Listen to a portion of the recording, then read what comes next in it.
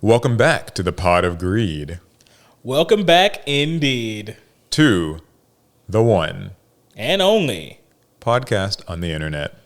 In case you didn't notice, we changed up the we traded our parts in the intro. We should have sat in each other's chairs too. Yeah, actually, we need to do that one week. See if anyone freaks out. It just something about breaking the energy. It's like no. Alec is on this side. Paul's on that side. Yeah, like it's like the feng shui in the video is totally off, or the vibes are just everything's ruined. Because we're on opposite sides, do they hear our audio from different speakers? They don't, but that'd be cool to do. Or it'd be actually, no, people would hate that. So the reason why everything is so off today is because we're uploading this on Friday. Because for reasons that were in our control but also out of our control, there was no way we were going to be able to get the pod done yesterday. Yeah, we have to apologize for that. We're so sorry. We were working on some other video stuff and it ran a little long. It did. It was Blue Eyes Structure Deck Duels. Which are all fun, to be clear. Deck is awesome. It's fun. We just, our duels took a bit longer. We're trying to make a good duel, and I think it's going to be a good duel, but also it's going to be a long duel. Like, you'll know when you see it. Yeah, you will know. Anyway, though, welcome back to the pod. We still have a load of things to talk about and catch up on. I'm kind of glad because also the Sony State of Play happened, so now we have to talk. We've got card games, video games. Yeah, plenty of stuff. TV, movies, AI. Always a little AI. A little bit of AI. But before we get into all of that, we have a review. Yeah. Here, I'm going to let Alec read it because everything's a little off today. Yep, so we're going to do things different. Why is the font here so small? It's an iPad, I don't know. To Team APS from Free Yu-Gi-Oh! Or Yu-Gi-Oh? Yu-Gi-Oh! Probably Yu-Gi-Oh! Sounds like Yu-Gi-Oh! I never thought I'd be a podcast person, but you guys definitely changed that. I didn't give the podcast a chance until maybe around episode 20-ish, and I've been hooked ever since. Ooh. Been a fan of you all for years and had a few interactions with the team. My favorite was when I would ask Paul and Chris to open a box of Amazing Defenders at TCG Con in Houston a couple of years ago. I actually specifically remember this. Chris probably does too. I love the podcast, and I hope you guys keep up the amazing work y'all have been putting into everything. Side question. Will we see anyone at YCS Houston in April? Eyes emoji. Good question. They gave 5 stars, right? Is it 5 stars? Okay, I'll answer now then. I won't answer if they didn't. I was thinking about going to YCS Houston, actually. Literally, right before we started the pod. Yeah, I was thinking it might be sort of fun, just because I haven't been to a YCS in a while. My understanding is that, Chris, Trell, I might be there, so you can, And Paul says he can't let, some of us. He can't let Sam have the last content creator YCS win. So right, I'm gonna win. He gotta go take one himself. All these YCS events have been so easy because I haven't been attending. See, he's putting y'all on notice. All right. Yeah, and last thing, by the way, put your ones in chat because that's normally your line, but I have to take it this time. That's true. That's true. Put your ones up. That's what Alec always says. Yeah, ones in chat if you're watching the premiere, and if not, well, we always just appreciate a positive review. Anywho. But first things first, on to the Yu-Gi-Oh! Which there is a good bit of news for this. Paul's still going to read the Yu-Gi-Oh! Because he has the Twitter account up. Yeah. You're going to use Twitter more. It's such a great place. I literally am not logged into Twitter on this tablet, and now you can't even view Twitter without being logged in. It's really for the best that you aren't. Twitter's awful. But it is a good source of news, like from our friends over at Yu-Gi-Oh! News TCG. Anywho, though, first and foremost, there was a YCS this weekend. It was YCS Birmingham, actually. So that was Alabama, right? No, that sounds like such a weird place of a YCS. YCS Alabama. Oh, Birmingham, Alabama. So the winner was Din Ka Bui. I hope I pronounced his name right, but was it B-U-I? B-U-I. Bui. Bui. Yeah. Okay. He won the YCS over approximately 2,500 players or something like that. It was a very big YCS. Come on, Yu-Gi-Oh! You're a dying game, remember? Yeah, no one's supposed to be at these events apparently. Anyway, though, he won and he was playing Fire Kings, which is a huge deal because it's just pure Fire Kings. In a meta that has been running rampant with Ryzeal and Malice, Fire Kings won? Yeah. Yeah, Fire Kings won, and it was actually a pure Fire King deck. Like, it was just, your triple structure, Volcanics, and, like, just some extra deck stuff, some staples. But, I mean, yeah, like, it wasn't mixed with Snake Eye. It wasn't, mixed with Fiendsmith or anything. So what? They just said standby phase and just weren't winning matches? Yeah. That's crazy. I know a little something about playing Fire Kings. Not well, mind you. I do not play Fire Kings well. And I can't actually imagine piloting Fire Kings at the highest levels of this game. That sounds like a migraine just waiting to happen. Yeah, I know. And like just the fact that, being able to do that for just 12 or however many, like a total of however many rounds, it's like just kind of wild. Then to be at table 1 in top cut, or they did do top cut, right? Yeah, all of that. Mm-hmm. To be at table 1 in top cut, you win it, like to pilot Fire Kings in a way to take the whole thing. Nerves of steel. Like you can't be regular and do that. Yeah, people were really freaking out about this. Just the fact that, like this deck won, especially like after its kind of year, because last year was sort of the year of fire. So I thought that was cool. Obviously, huge props to the pilot himself. It seems like he is very skilled and talented. He said that he played it because it was a comfort pick for him. And I think that that's always my favorite sort of rationale for playing a deck is like, you want to go with something that's strong, but also that you're really just, if you feel like, you can dance around your opponent with this deck, like because you're just so comfortable with it, it sounds like the pick. Like Fire King's one of those decks where it's like it's all about chain order. Yeah, so many chains, just cascades. It's like it just gets out of hand so fast. It reminds me a little bit of Tier Elements. It's not, of course, not nearly as insane as Tier was, but you just activate a bunch of effects, and now your opponent really. Now the pressure's on, right? It's like, do I chain here or do I wait? Do I wait for the next chain? What's going to happen if I let this resolve? I don't know. What you do know, though, is your board is going to disappear. Something really cool, too, was that actually a Mermail deck got top 4, and Mermail and Fire Kings faced off in top 4 of a YCS in 2025.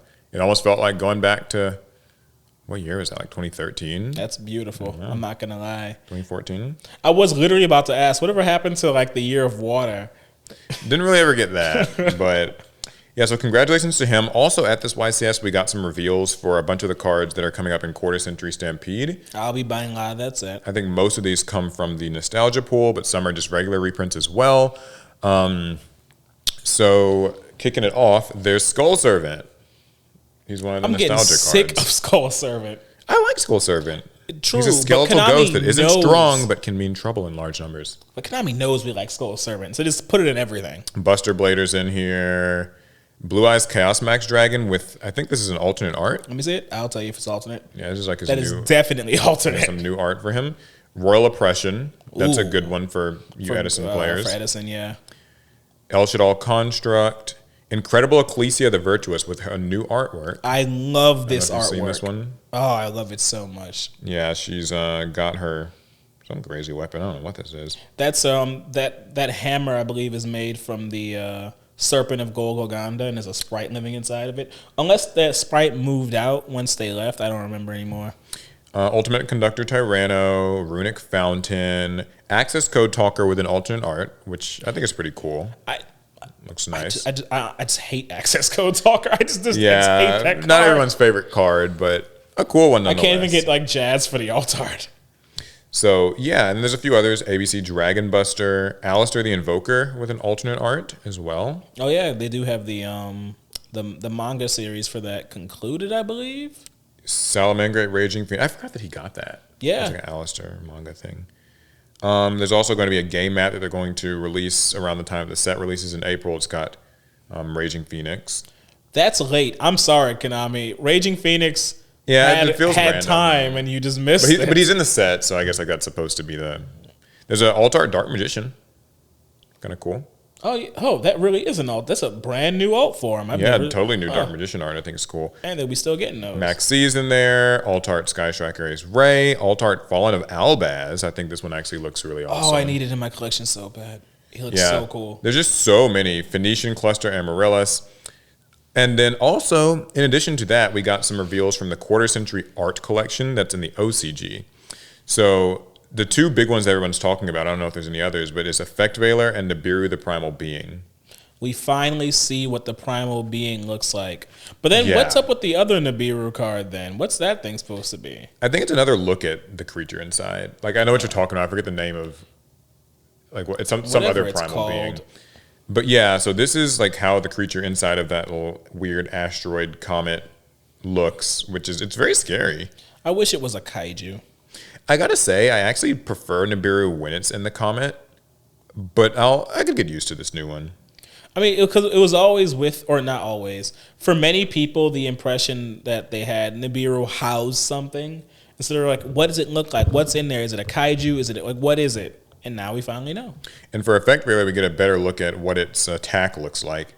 Because old Effect Veiler's art is kind of in that, like this card came out like, 2010. I mean, it's an old style. It's in that, or 2011 or whatever. It's in that old style where it's just like the monster floating in front of. It's a background. Here, it's basically the same background, but now you're seeing that Effect Veiler kind of releases, and Master Duel shows this too, sort of releases this like bubble that cleanses you of your effects. Kind of. It's like no effects for you. Hide your effects. Sorry. So I think that's kind of cool. God, it's hard to imagine that Effect Veiler was a GX era card. 5Ds. 5Ds? 5Ds era, 5Ds, yeah. Oh, okay. It was a tuner after all. My God, Effect Veiler's a tuner. Yeah, people forget. I really did forget. It all kind of becomes a blur when you like, because it's so crazy. Like we're so far removed from that era. I see how someone could just be like, we're past the era of Ash Blossom. Like, yeah, time has really moved in this game. Some other interesting little tidbits. Some reveals from that OCG deck build pack, Justice Hunters. So there's Dragon Tails, which are kind of these generic looking just spellcaster and dragon archetype. Dragons. And what do? They fuse. That's what they do. If you like that sort of thing, or if you just like a waifu, it's good enough. Yeah, you get a waifu and a dragon in the same set. People will love that. And one of the fusions kind of looks like a little mecha, so you kind of get the full it's a full situation right there. There's also the Yummies, which are kind of these sprite-like things that are like sort of sweet treats, or they exist inside of different treats. We were looking at it earlier, and I think I said I was willing to eat 2 out of 3 of them. Yeah, there's Cupsy Yummy, Cookie Yummy, and Lollipop Yummy. Yeah, the first 2 I would eat. I'm not a big fan of lollipops. These are really cute. They're these level 1 monsters that like synchro into these level 2 monsters, and they also have like link 1s. And so it kind of seems like it's like a little level 1, level 2 hybrid strategy, and I thought that was cool. People seem to also be really taken with it. Like they're just brainstorming builds and engines. Yu-Gi-Oh players love cards that have few restrictions. Yeah, which is many of them these days. As long as cards summon themselves and they don't have restrictions, you're going to be theory crafted with to like hell and back. As for products that have actually released, this is the official release of the Blue Eyes White Destiny structure deck. Hey, content creation going crazy. It's in stores. We are going to be doing a load of videos with it. We're going to really be like nose to the grindstone, just recording some duel. We're going to hate that deck before it's all said and done. That's the plan. We started with Blue Eyes versus Fire King. We're also going to probably do like Blue Eyes Dark Magician, Blue Eyes versus Crimson King. Every legacy deck. All the legacy decks. Just really going to run with it. So I saw this question posed on Reddit, and I was going to ask you on the pod, Paul. Do you think the Blue Eyes structure deck, and assuming it's a popular and successful product, do you think that's going to tell Konami to make more meta-relevant legacy archetypes? I mean, I'd hope so. I think so. When I think of like how these structure decks tend to go, is I don't know the sales data for them. It's too early to know. But I'm talking about like maybe some past structures. Like I don't know what the sales data looks like, so this is kind of just conjecture. But to me, like I think that character-driven ones probably tend to sell slightly better on average. Like either it's character-driven or it's closely associated with a character. I'm sure Crimson King did really well. I think Fire King did well because it was like a very viable deck out of the box. But like I think Crimson King probably did pretty well. I think Cyber Strike must have. It seems like Cyber Strike, because I've played it so goddamn much, is like it seems like it's like one of the very heavily overprinted ones. In fact, I was in Walmart the other day and I saw a Cyber Strike structure, a new one, new because it was using the new box size. Oh, the slim small boxes. box, Okay. which like might not seem like a huge deal to people listening, but the reason that's a big deal is because like they only started using that small size box with like Crimson King, so late 2023, right? And when they reprint a structure, they'll always kind of print it in the new smaller size. So to see Cyber Strike reprinted in that size tells me that it actually was probably selling pretty well. And they wanted to give it another like run or re-release. So, which to me is a little insane, but I get it. Cyber Dragons, Cyber Zane, Darks. GX, Cyber, like people like it. Not to say that I don't like it, by the way, to be clear. Like You've played it. I've played it a lot, but I do think like people probably gravitate more towards those. So to get back to what you were saying, do we think like if Blue Eyes does well, they'll do more? I sure hope so. I have a hot take on it. What's the hot take? I have a whole like hot take on products actually. Uh-oh. It's convenient that you asked this. It's a great chance for me to start bitching again. That's what people tune in for. But I do want to know if you think I'm like how you feel about this as well. Mm-hmm. So I was looking at Maze of the Master. It's coming out here in the next month or two. I'm looking forward to it. And it's got like Odeon stuff, and it also has the Seto Kaiba, like ABC Dragon Buster kind of support union stuff, right? And it got me thinking. So the Kaiba stuff came from the light Legendary Duelist set in Japan, right? Which they're now like breaking up and just kind of including most of that in Maze of the Master. They have seemingly dropped doing these elemental duelist, like Legendary Duelist sets, because the last couple were not well received. I think the water one killed it. People hated Soul Burning Volcano. People did not like Duelists from the Deep. Like these were not very popular. It kind of made me think they need to maybe just be doing these all as structure decks, because it would give us more structures. And if you don't like a certain structure deck, like fine, you don't have to buy it. But these are all character-driven support cards. But I fear that people looking at a pack of Maze of the Master won't actually know what the fuck is inside of it. Because maybe you'll know just through osmosis that like it's kind of the Odeon set. But I forget all the time that the ABC stuff is in there. And imagine if they just made it an ABC like structure deck, and maybe you put Kaiba on it, and like I think that would actually be better, because it's like if you want to get this ABC stuff, we know a couple of them are going to be like ultras or something in that set, or collector's rare, and so you're going to have to buy a few boxes, not pull everything, buy some singles, the usual Yu-Gi-Oh routine. I think that it might just be better to be like, okay, what if this was structure deck Odeon, structure deck Kaiba? You don't have to call them Odeon and Kaiba. You can just use the name, structure deck like Judgment of Anubis and structure deck ABC Overdrive or whatever. Is Judgment of Anubis getting a retrain in that set? It is, yeah. Oh, that's right. The monster featured on it at least is. And so I don't know, like I'm not sure, like I'm still forming my thoughts on that, but like how do you feel about that? Like do you think that instead of putting the legacy support in sets, like the kind of hiding it away in these sets, it could just be like in a more bespoke structure and just put it on the shelf? So this isn't a one-to-one comparison, but it makes me remember the Pendulum Evolution set, I believe it was called. Yes. Where they took a structure deck and turned it into a set. Yeah. And that was the most mixed bag of a product I'd ever seen. And mixed bag's generous. True. I mean, if you wanted to play the Pendulum Magicians, you would get pretty much the whole thing in one single box of Pivo. It just why did they do it in general? Because like Konami seems to be, I'm putting words in their mouth, so I don't know this for a fact, but they seem to be very adverse to guaranteed pull rates on things, and that's what structure decks give us, and that's one of the reasons why we like structure decks.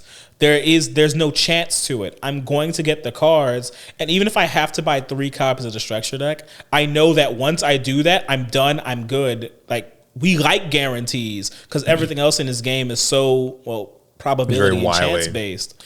Yeah. Sorry, go ahead. Yeah, it just so I think Konami would push back on that idea. Yeah, they don't releasing want you them to as be able to. structures. My response might be something like this. I don't know that the people who would be interested in ABCs, will even know to buy Maze of the Master. I don't know that they'll know. Like, I was looking at how the pack looks, and they're doing that typical thing they do with the Maze sets, where it's a bunch of like square just tiles with And if like you look really like close, the different monsters inside, and that's like very small to have on a pack. But like, I just don't think, like, how would you? I guess I'm the sort of person where I always worry so much about like, what does it look like on the shelf? Like, how recognizable is this product on the shelf? What does the value proposition look like to an average buyer? We're not talking somebody who is in this Yu-Gi-Oh! Zeitgeist and they kind of know what's in every set and what you're trying to pull and what the pull rates are and blah, blah, blah. Is it worth it or not? It's like, put the monster big and fat on a structure deck and like, you buy it and you know what you're getting and like people can buy their 3 and because it's like they want you to spin it like a gacha. You buy some packs, you don't get anything. You buy some more packs, you get something. It kind of keeps you in a little loop. and go again and But again. I just think that like when I see those Maze sets, they're always kind of collecting dust. I mean, they're hit or miss, right? If you don't care about any of the archetypes in this set, you just won't buy. And typically the sets, they're not really known for having meta-relevant archetypes. So like Yu-Gi-Oh players, they're not buying those sets. And so it's like, okay, casual players will buy it. Well, how do you convey to the casual player what's in the set? And because these are kind of like Frankenstein sets where they take bits and pieces of like OCG sets and put them together, they have a lot of stuff that a casual player would like, but it's you don't not always always clearly get to conveyed. know what's in it. I feel like in the earlier Maze sets, it wasn't as bad.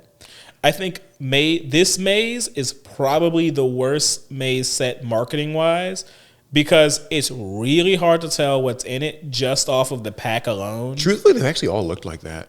Well, they all have the tiles. They all have had but that, the monsters, at least in my opinion, the monsters for this Maze set, they don't look distinguished enough to tell. I like the Gate Guardian pieces in Maze of that was Maze of because first Maze of Memories, I think, was Gate Guardian. Maze of Memories. Maze of Millennia was Flame Swordsman, and this is Maze of the Master. Okay, that makes sense. Those. I feel like the Gate Guardian pieces are colorful enough where I still could recognize like, hey, those are like the Gate Guardian pieces on the pack. But honestly, since then, I didn't know what was in a Maze set. If you're just looking at it on a shelf or in a box, I was like, I don't know what's in this set. And a casual player, they will buy as long as you tell them what archetype that they love is in it. But Maze doesn't do that. Yeah, I think that they would be better served as structure decks where people, a casual person just buying at Walmart or Target could know immediately this is a monster that you recognize and you can just buy it. But what if? Okay. What if we just changed the way the packs look? What if instead of having the whole like grid system, they just take 3 big boss monsters from 3 archetypes and just slap them on the front? Yeah, something like that would also be fine. Like I know, and trust me, I know that like we're sitting here getting into the nitty gritty of this stuff, and people are like, "Who the fuck cares?" Like whatever. But like somebody cares. But I think that some people do tune in for this sort of thing, and like I'm gonna give it. Like I have thoughts about like the minutia of the products. Do you remember the battle packs? Mm-hmm. Something I liked about battle pack booster packs, or each pack would have the packs had different monsters. I thought that was on cool. them. That was very cool. I imagine Konami was just like, "Oh, we ain't spending money on all that." I think that they'd still do that with some of the sets. Like Battles of Legend maybe was doing that. I don't remember the last set that did it. It just battle packs always stick in my mind because they're very colorful packs. Yeah, I want to hear people's thoughts on this. Seriously, like I know if you're listening to this podcast, sets be structure decks? Or maybe more broadly speaking, should anime archetypes basically just be pushed more into structure decks? Oh, like, so all anime. You know what? Even if not all, like many. Wait, why not all though? You know how fire Shining Sarcophagus would go? Yeah. Like Yugi on the front of a structure. You Gandora, Dark Magician. It's also, I have another I got another one too. I got another little complaint about that. And this is a micro one, but like I was talking to somebody recently who was a very big nostalgic fan. He was working on a commission I was doing. And he was talking about how he really liked the Yu-Gi-Oh! Sarcophagus stuff, but that he doesn't really like the way that they kind of will stagger out support for these. It's so annoying. And it's annoying for us, like, you know, when they are like, okay, well, the Summon Skull and the Dark Magician are going to come out later, and then another thing's going to come out later, and then like Dark Magician Girl doesn't come until Alliance Insight, and you have to it kind of just keeps you on the hook. And I guess by Konami's view, that's to keep you invested, like, you know, in the next thing, right? Like, right. You got to kind of wait for the next set, and it'll power your deck up. And that's good. Respect. I understand why, as an ongoing product experience, that's kind of supposed to be how it works. I'm just not sure that in the late stage of Yu-Gi-Oh! That we're in, that actually even works as intended, because what's going to happen is, like, people will just buy the single of it. Like, the plan would be, okay, you've got a Shining Sarcophagus deck, and you need the new Dark Magician Girl, and maybe we're going to make her a secret or something, or make her an ultra. And Alec is going to go, and he's going to buy a bunch of Alliance Insight. Yep. And like, oh, I didn't pull her, I got to buy more. Oh, I didn't pull her, I got to buy more. That's exactly what's going to happen. And, you know, there are some people who will, but I also think that there's a lot of people who will just buy it off TCG Player and not actually engage with Alliance Insight, because that might be the only card from that set that they're looking for.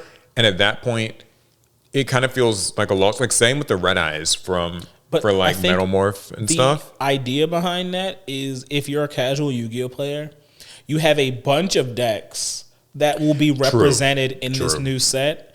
And yeah, you could buy the singles, and that still will likely be the cheaper option. But this would be enough motivation. The set has like 6 cards in it, right? And they range in rarity. Maybe it's you'll enough spend to convert the you like to buy a box $70 or something. plus. It's a tough one. I don't know. I mean, like, we're in the weeds here, but I do want to know what people think about this. Anywho, yeah. Oh, sorry, wait, you had I had something, but I think I lost it. Sorry, I might have interrupted you. No. It was I was thinking about it while you were talking, and then we were talking about that, and I lost it. Oh, it's fine. Yeah, so lots of cool just Yu-Gi-Oh stuff in that department. You know, a cool product that's come out. On the Master Duel side of things, we actually got a pretty big announcement as well, which is that they are doing their Master Duel 3rd anniversary thing, right? Like, you know, they've done the last 2. They've invited content creators. I've been in both of them and won both of them. But went back to back. This time they're actually doing it a little bit differently. They're going to be involving VTubers instead. And at first I was like, what? Like, this is kind of a surprise, but I think it actually makes sense. I'm trying to find the very original post where they announced this. I feel like I said this in an episode of the pod at some point. They should have VTubers on. Is someone from Konami listening? And if you are, hey, y'all doing a good job with that sarcophagus support. Keep doing that. Sign up to participate in the Yu-Gi-Oh! Master Duel 3rd Anniversary HoloLive Showdown Tournament. So I think Konami has teamed with HoloLive, the large VTuber influencer agency. I want to say they're the largest. I think so. And it's Fuamoko versus Kosuke Bijo. I don't personally know of these VTubers. That has no disrespect to them, because their followings are huge. And bigger than us. Yeah, much bigger than us. People have huge fans. It's funny too, because I use like the live twins, like Evil Twins art when they were promoting this. I think that's a good fitting call. Oh, they are VTubers, aren't they? So anyways, the way that this works, I didn't entirely understand it, but I think I have a pretty good understanding now. So celebrate Master Duel's 3rd anniversary with a HoloLive Showdown. Enter the 3rd anniversary tournament and represent either Kosuke Bijo or Fuamoko for a chance to win great prizes. You have to use their specific hashtag, either hashtag FWMCX Yu-Gi-Oh! Master Duel or hashtag Bijo X Yu-Gi-Oh! Master Duel, to root for the team you want to win. There actually is an incentive to do that, because the side that gets more hashtags gets a point. Then the side that like wins the tournament gets a certain amount of points. The side that like wins the actual duel at the end gets a certain amount of points.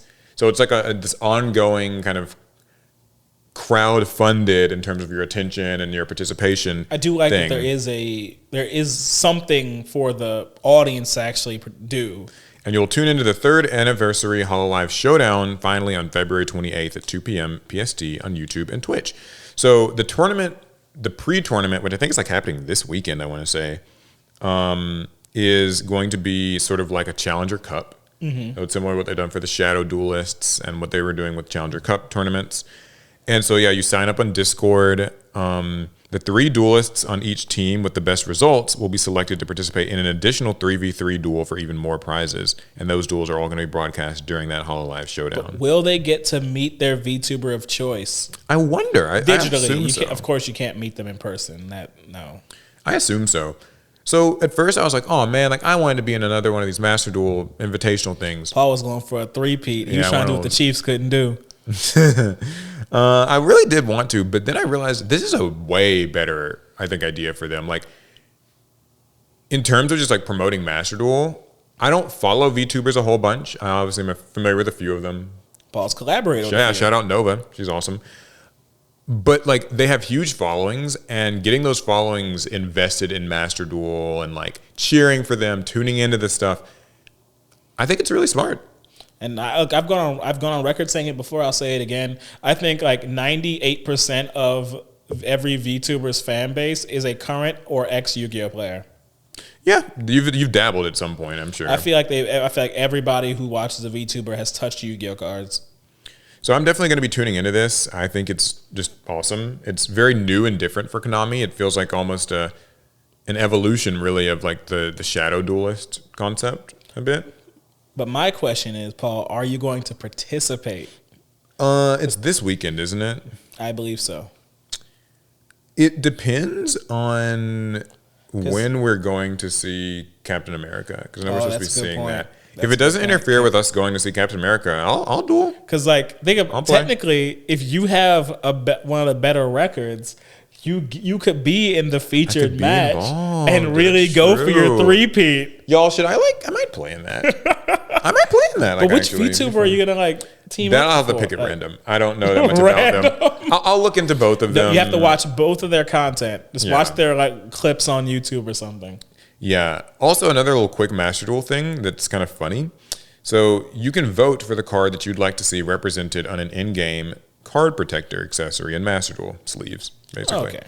So they've done this before where the duelists get to vote for like what monster you want on a sleeve to come in Master Duel. I remember there was one where like Dark Magician Girl won. What's funny though is that you're not allowed to vote for one particular card in the database. Can you guess what card it is? So there's one card in the entire Yu-Gi-Oh database you cannot vote for. You're not allowed to vote. It's the only one. It's the only one. So I'm fairly confident in saying this. Okay. Air Neos. Correct, yes. You cannot vote for Air Neos. Air Neos does show up in the database, and that is what you use to vote. But it just like literally has a little message that says like, this card is not like eligible to be voted for. Because like I had a feeling, I feel like it had to be Air Neos because we've censored just about any offensive thing that could exist on a card. So like, okay, it can't be something that will be like uncouth. So it has to be something that might be legally problematic. Now here's the fun part though. There is another card that you can vote for that does include Air Neos on it. Oh, wait. Is that not next, because that features the little Neospatians. I'll give you a hint. It is a spell card, a quick play spell. A quick play spell? Oh, now you threw me off. Oh, which one is it? It's Dimension Explosion. Dimension Explosion? Which is, just this old card from Phantom Darkness. Oh, it doesn't really have anything necessarily to do with heroes, but like return one fusion monster you control with the deck. Both players special summon 2 of their banished cards. And it does have Air Neos on it. So if they were to turn this into a sleeve, then it would have to depict Air Neos. I don't think that's really going to happen. I think it was an oversight. I think they would have also banned that card too. Yeah. But you can't expect the devs in 2025 to know what's in the artwork of every single Yu-Gi-Oh card. Your card. He's not prominently in the card. He's just there. All right, now here's the last major bit of Yu-Gi-Oh news. Well, is that still concerning Master Duel? It's kind of everything. Do you have something? What do you have? Well, we didn't get to talk about it last week, so I think it actually premiered when we did the pod. Okay, what was it? The Sky Striker animation. Oh, yeah, that's true. So I kind of mentioned it, but I don't think it came up. Yeah. There's new footage for the Sky Striker like what are they? Chronicle Animation Chronicle. We talked. Konami announced that they were going to expand the like Animation Chronicle thing by featuring the different archetypes that we already know about with longer animations. And Sky Striker's the first one, and it's in Master Duel. Yeah, you can actually view that kind of, I guess, early or officially or whatever through Master Duel. They have a new campaign gate. They actually added in a bunch of just animation, like all the alt arts for all their cards. Mm-hmm. There's even an alt art Rhoda that features Ray, and they got a duel field. It has new music. By the way, the music kind of slaps. Like if you're a Sky Striker like fanboy, and a lot of you are, statistically speaking, then like this is the time to be playing Master Duel because it's all here. And the animation actually looks really good. I mean, I say actually like we didn't already know the Animation Chronicles animation is fire. It all looks great, but it looks great. But as someone who's not a Sky Striker fan, I'm literally not one. I really enjoyed the animation, and I'm really looking forward to the next ones. Mm-hmm. Yeah. So here's another thing: they've announced the location and date for Worlds this year. Oh, I didn't hear about this. Attention duelists. We would like to announce that the 2025 Yu-Gi-Oh! TCG, Master Duel, Duel Links Rush Duel, and Duel Links Speed Duel World Championships are going to take place in Paris, France. I was going to guess France. On August 30th and 31st. Oh, you know it's about to be fire. The Europeans, they do Worlds different. Yeah, that is true. Konami EU and the EU Yu-Gi-Oh! Player base, great people. They have a fun time. You mix in the EU staff who already are proven to do things a little bit different from NA, and you take in the most ravenous fan base of Yu-Gi-Oh! Players you will find, and that's European players.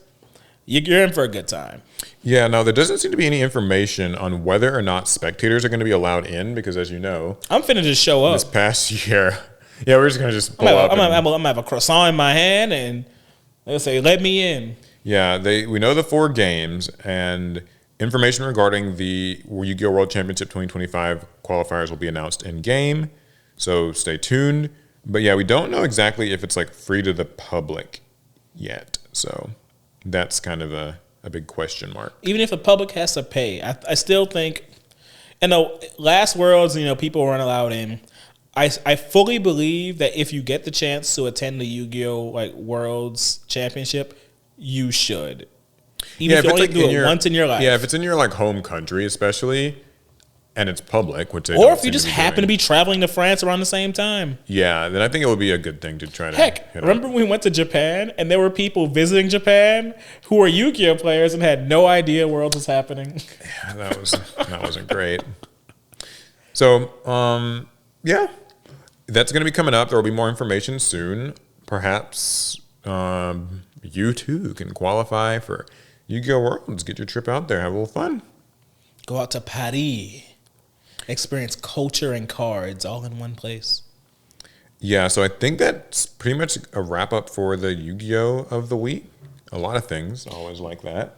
But as usual, we're not done with cards, though. Are we ever really? No. And our nice return to form, I have to bring you guys my Pokemon theft story of the week. So, you know where Melbourne is, Paul? Yeah, Australia, right? That's in Australia. They've actually had a whole crime wave of Pokemon theft. Okay, let's hear about it. So what are the people as up they to? put it, Melbourne's card game industry is in a state of paranoia amid a string of Pokemon card smash and grabs, with store owners saying they're living in fear. That is some creative writing. They're really selling me on this. Sounds like a documentary. Owner of Aussie Collectibles in I can't even begin to say some of these words. Umering in Melbourne Southeast, Bailey Craig lost more than $100,000 worth of Pokemon cards when his store was broken into just last week.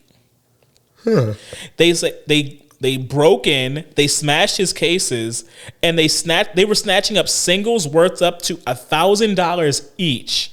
Now, I know card store culture. You have your cards in a case, you display them, they're really expensive, they look really nice. Maybe don't line up all your $1,000 cards prominently right next to each other, especially when the store is closed and no one's there to actually see them. Maybe you start picking those up when you close for the day. It won't stop theft, but maybe those won't be stolen. Yeah. Blacklist Cards and Collectibles in Thomastown in the north lost more than $20,000 worth of Pokemon cards when people broke in on February 3rd. I'm listening. I'm just adjusting my camera up here.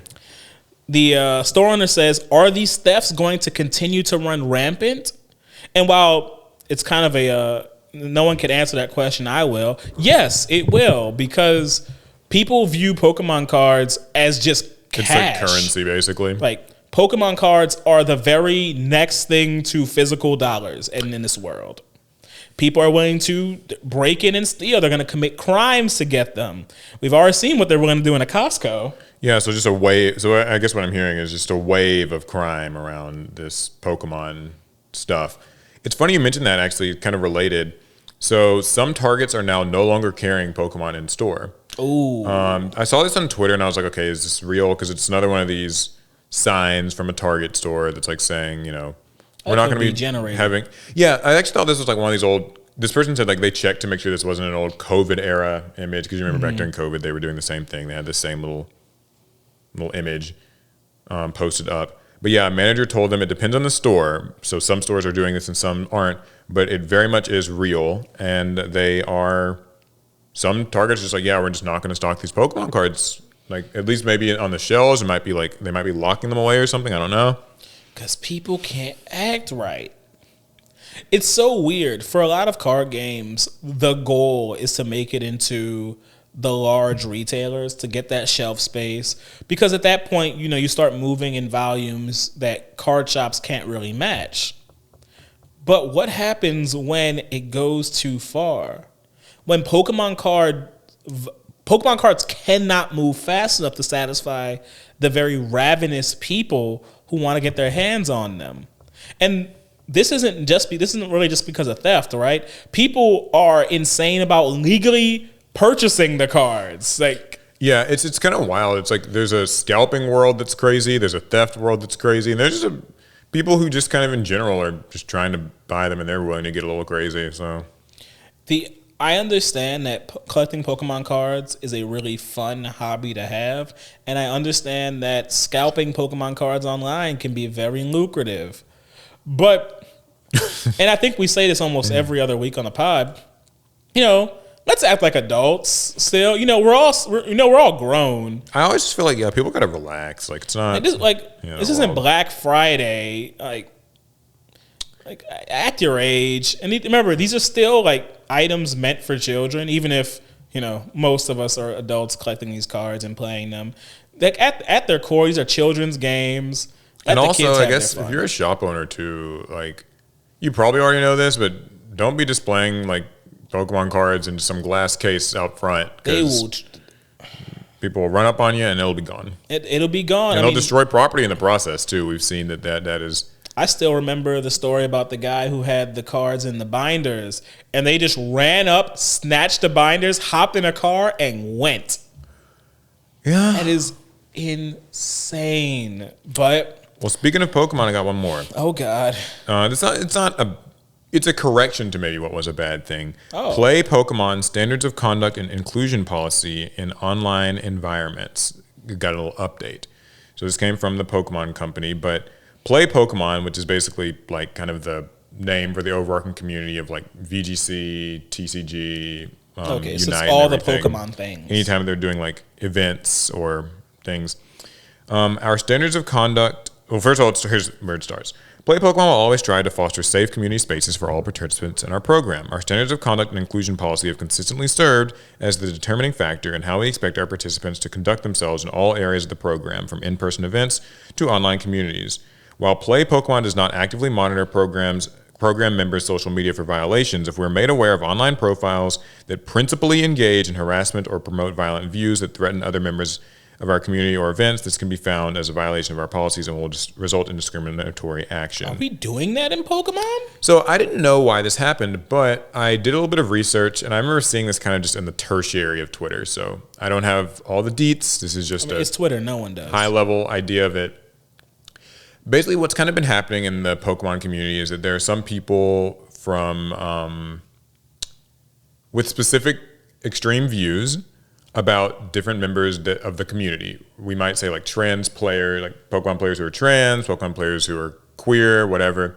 Okay. And paint so, the picture. yeah, and so there are these people who have been harassing them a lot online and also saying like, that I'm going to come to this event and harass them more, or like wearing a shirt that says, like something violent towards them or discriminatory towards them. And it's kind of been a bit of a back and forth online for the last couple months. And maybe that has something to do with the current state of just general affairs of culture and, the world right now. But the point is, people were hoping that the Pokemon company would kind of come in and make a statement. They already have had like, code of conduct that sort of is supposed to prevent like hate speech and things like that. But obviously with these companies nowadays, like you got to really kind of put your foot down about what people aren't supposed to, like they can't threaten other people. They can't make other people feel uncomfortable at these events. And so this is the Pokemon company putting their foot down and saying like, yeah, like this is not going to be tolerated at events. So, I noticed a different story, but once again, I have the same retort. Let's just act our age, people. Like, let's be adults here. How you grown, like yelling about somebody online and then like wanting to harass them in real life, like at a Pokemon event. Yeah. Really, it's like, I know we're all grown, but these are still events that were made for children. There's supposed to be like family-friendly children are going to be here. Here's kind of where I have a view about it. And it's no laughing matter. I know, like, I kind of joke about, like, oh, we're not going to bring them some political story or this or that. We laugh about these little DI woke game sites or whatever they make. Trash. Still think those are a mess. But, like, here's the thing. I'm not going to sit here and preach that you must absolutely love the way that every single other person lives their life or chooses to, identify or whatever. Here's the thing, though. All that, to me, is less important than the fact that we are, like, gathered at a card shop or whatever, a convention center, to just play a game that we all like. So to that end, nothing about like all those other factors, I feel like just even if you don't fully agree with how someone sees things, lives their life or whatever, like that doesn't have anything to do with playing the game. Like play the game. Like we're here to play the game. We're here to enjoy ourselves, and people should be like just be respectful. Like people shouldn't have to feel unwelcome or threatened about that. Like I don't really get why people. Sorry, go ahead.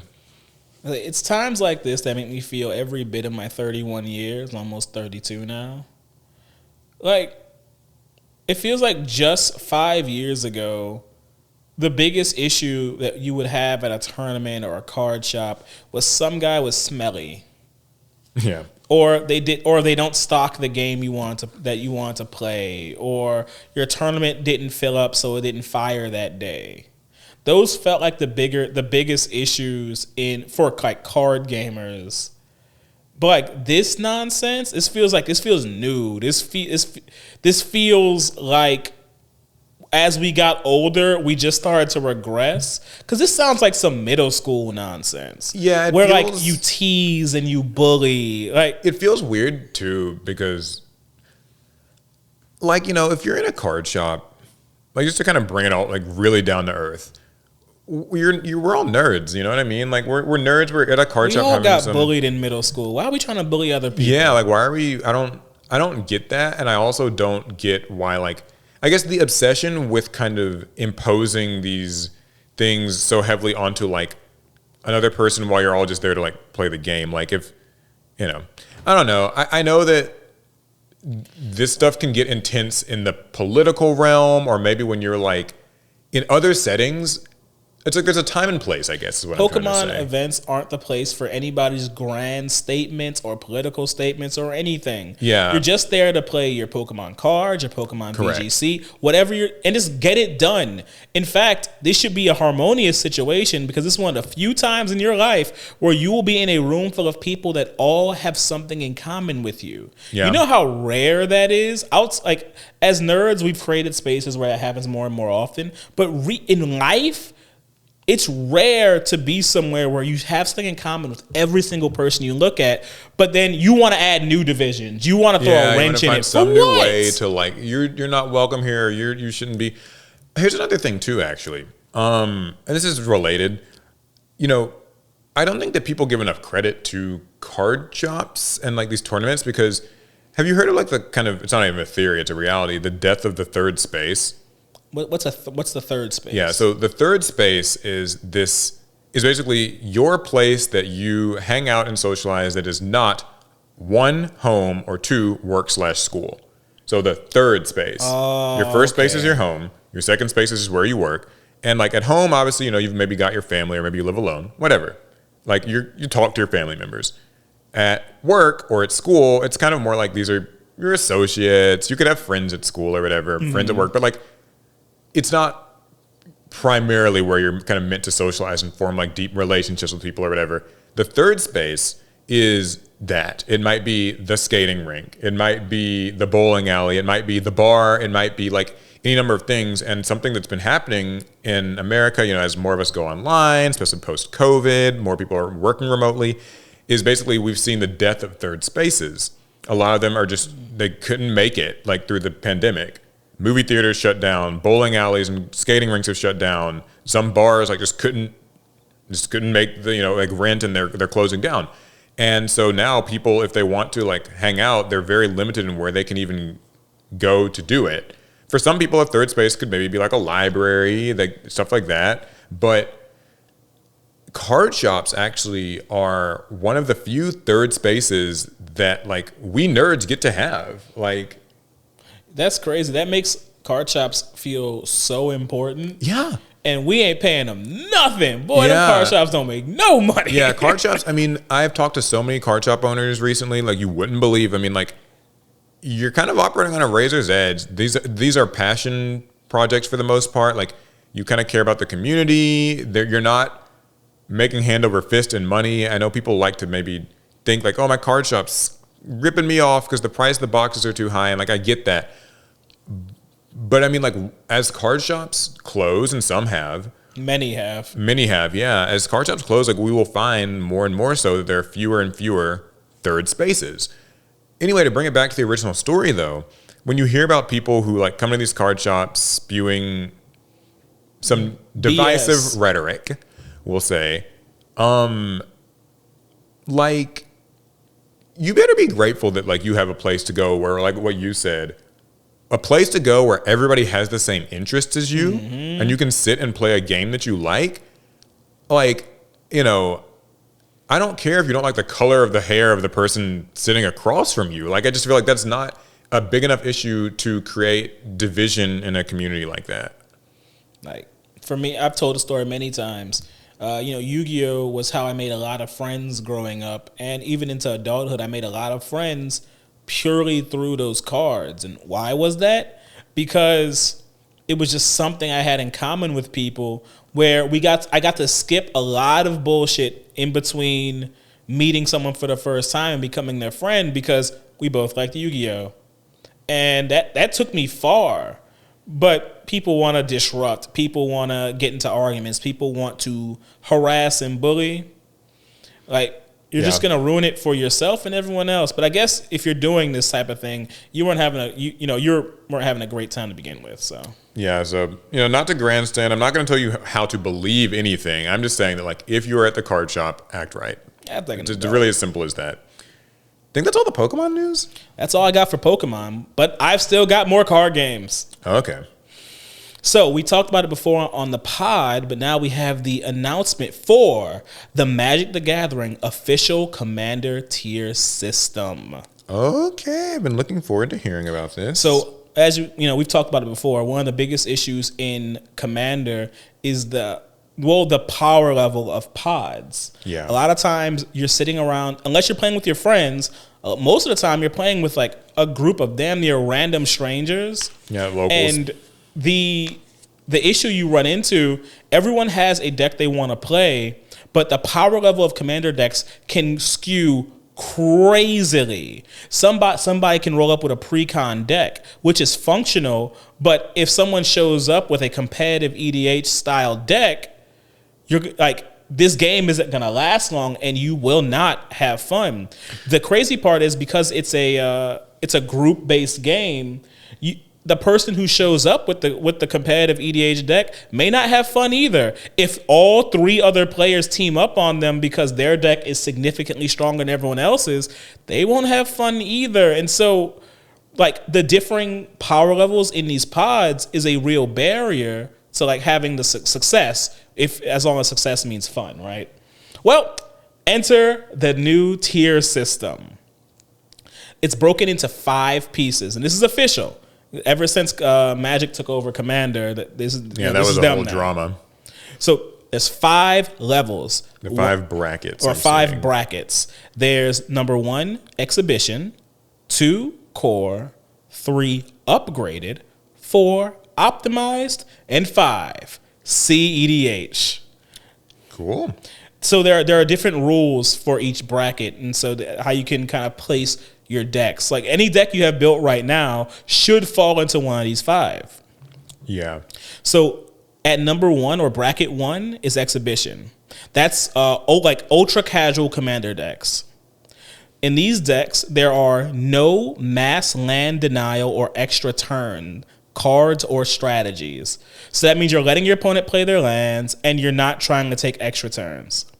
There are no 2-card infinite combos. We're not saying there are no infinite combos. There's no 2-card ones. None of the really simple, easy stuff. No game changers? Okay, I'm going to need an explanation on what a game changer is. My assumption is that... they tell it. Okay. Yeah. So what are game changers? Game changers are cards like Cyclonic Rift, Expropriate, Force of Will, in black, Bolas Citadel, Demonic Tutor. These are just cards that drastically change the board state or they have a list of tempo. them. Yes, Okay. there's actually a list of cards By like color. it. Cool. So basically, you can go through the list and you can check if any of your cards are considered game changers. And if you want to be a bracket 1 exhibition deck, you can't run any of these. Yeah. There's also the check mark, few tutors. Now, Not a lot of like search cards, I guess. Yeah, those are search cards. Now, how they decide what few is, Yeah. I couldn't tell you, but you're not supposed to have a lot of them. This is an exhibition deck. It's not supposed to be good. So here's what they say, just to kind of chime this in. This is kind of how they describe exhibition in their blog post. I don't know if you have this pulled up. What you got? But they say, so throw down with your ultra casual commander deck. Winning is not the primary goal here, as it's more about showing off something unusual you've made. Villains yelling in the art. Everything has the number 4. Oops, all horses. These are all fair game. All horses. The games here are likely to go long and end slowly. Just focus on having fun and enjoying what the table has brought. See, I like that. That would be perfect for my Lord of the Rings deck that just features only cards that have Lord of the Rings characters on them. Yeah. So that's level 1. Level 2 is core. It's the average current pre-constructed deck. So a pre-con out the box essentially would be core. So I assume that would have like a small, decent bit of synergy, but like it's very low power level, kind of accessible still. No infinite combos, no extra turns, no land denial, no game changers. If you want to know if your deck is exhibition versus core, I mean, is it a pre-con? Yeah, here's what they say about it. So the easiest reference point is that the average current pre-constructed deck is at a core level. While bracket 2 decks may not have every perfect card, they have the potential for big splashy turns, strong engines, and are built in a way that works towards winning the game. While the game is unlikely to end out of nowhere and generally goes 9 or more turns, you can expect big swings. The deck usually has some cards that aren't perfect from a gameplay perspective, but they're there for flavor reasons or just because they bring a smile to your face. Oh. But see, not everybody wants to play a precon out the box. I know people who actually exclusively play out the box precons, and that's fine. Basically me. But that's what Upgraded's for, bracket 3. So they say that's beyond the strength of your average precon. Beyond the pendulum. And so the major change, at least they listen to bracket, is that you late game 2-card infinite combos is cool. So that will be 2-card combos that require a lot of mana. And also, you're allowed, I guess, 3 game changers? Yes. So you remember that game changer list? You can actually run up to 3 cards from that list, and you can still be considered just an upgraded deck and not considered optimized or CEDH. Here's what they say. They say, these decks are souped up and ready to play beyond the strength of an average pre-constructed deck. They are full of carefully selected cards, with work having gone into figuring out the best card for each slot. These games tend to be a little faster as well, ending a turn sooner than your average core or bracket 2 decks. This is also where players can begin playing up to 3 cards from the Game Changers list, amping up the decks further. Of course, it doesn't have to have any Game Changers to be a bracket 3 deck. Many decks are more powerful than a pre-constructed deck even without them. These decks should generally not have any 2-card infinite combos that can happen cheaply and in about the first 6 or so turns of the game, but it's possible the long game could end with one being deployed even out of nowhere. Hey, and I think a lot of people find themselves in this 3 and 4 range already, but some people like to have their infinite combos happen a little bit earlier. But that's okay, because that's what Optimize is for. This is high power commander, and it's time to go wild. There are no restrictions other than the banned list. Right. Okay, well, here's what they say about that one. It's time to go wild. Bring out your strongest decks and cards. You can expect to see explosive starts, strong tutors, cheap combos that end games, mass land destruction, or a deck full of cards off the Game Changers list. This is high-powered commander, and games have the potential to end quickly. The focus here is on bringing the best version of the deck you want to play, but not one built around a tournament metagame. It's about shuffling up your strongest and fully optimized deck, whatever it may be, and seeing how it fares. For most commander players, these are the highest power commander decks you'll interact with. This is actually really important, the optimized section versus the CEDH section, because in random commander pods, the variance index is so large, you're not actually playing towards like a tournament metagame. If you're playing in a tournament, then there are certain decks and strategies you expect to see, and then there are certain counters that are expected to be employed against them. But when you're just kind of playing with random people, but you want to like sweat, this is where your optimized deck comes in. It's whatever strategy you want to run with all the best cards that you want to put, and that's fine. Like, that's fine. As long as everyone at the table knows this is a bracket 4 table, we're going in. Mm-hmm. Like, you're in for a good time. What you may not be in a good time is if it's a bracket 5 table. Yeah, this is CEDH, right? Yes, and so there are still no restrictions. The understanding is that this is for tournament play, where it tends to get a little bit more vile, because in bracket 4, people are still expected to bring decks that they just like to play, commanders they enjoy. And if it's CEDH, it's not about liking the cards, it's about hating your opponents. Yeah, here's what they say about that. This is high power with a very competitive and metagame focused mindset. Mindset is a key part of that description. Much of it is in how you approach the format and deck building. It's not just no holds barred, where you play your most powerful cards like in bracket 4. It requires careful planning. There's care paid into following and paying attention to a metagame and tournament structure, and no sacrifices are made in deck building as you try to be the one to win the pod. Additionally, there's special care and attention paid to behavior and tableside negotiation, such as not making spite plays or concessions that play into the tournament structure. CEDH, or Competitive Commander, and similar names is where winning matters more than self-expression. You might not be playing your favorite cards or commanders, as pet cards are usually replaced with cards needed in the meta, but you're playing what you think will be the most likely to win. Woo! So, I actually saw a lot of reception to this. First of all, they kind of note that in their blog post or press release that this is sort of a beta of things. Right. This is not the final form of this, but they're putting it out there so that people have something to go on, because they did promise they would do that a few months back after all that drama around, yeah. So what do you think? My very first thought is I think this is it's a solid first draft. I do have issues with the limited use of their game changers list.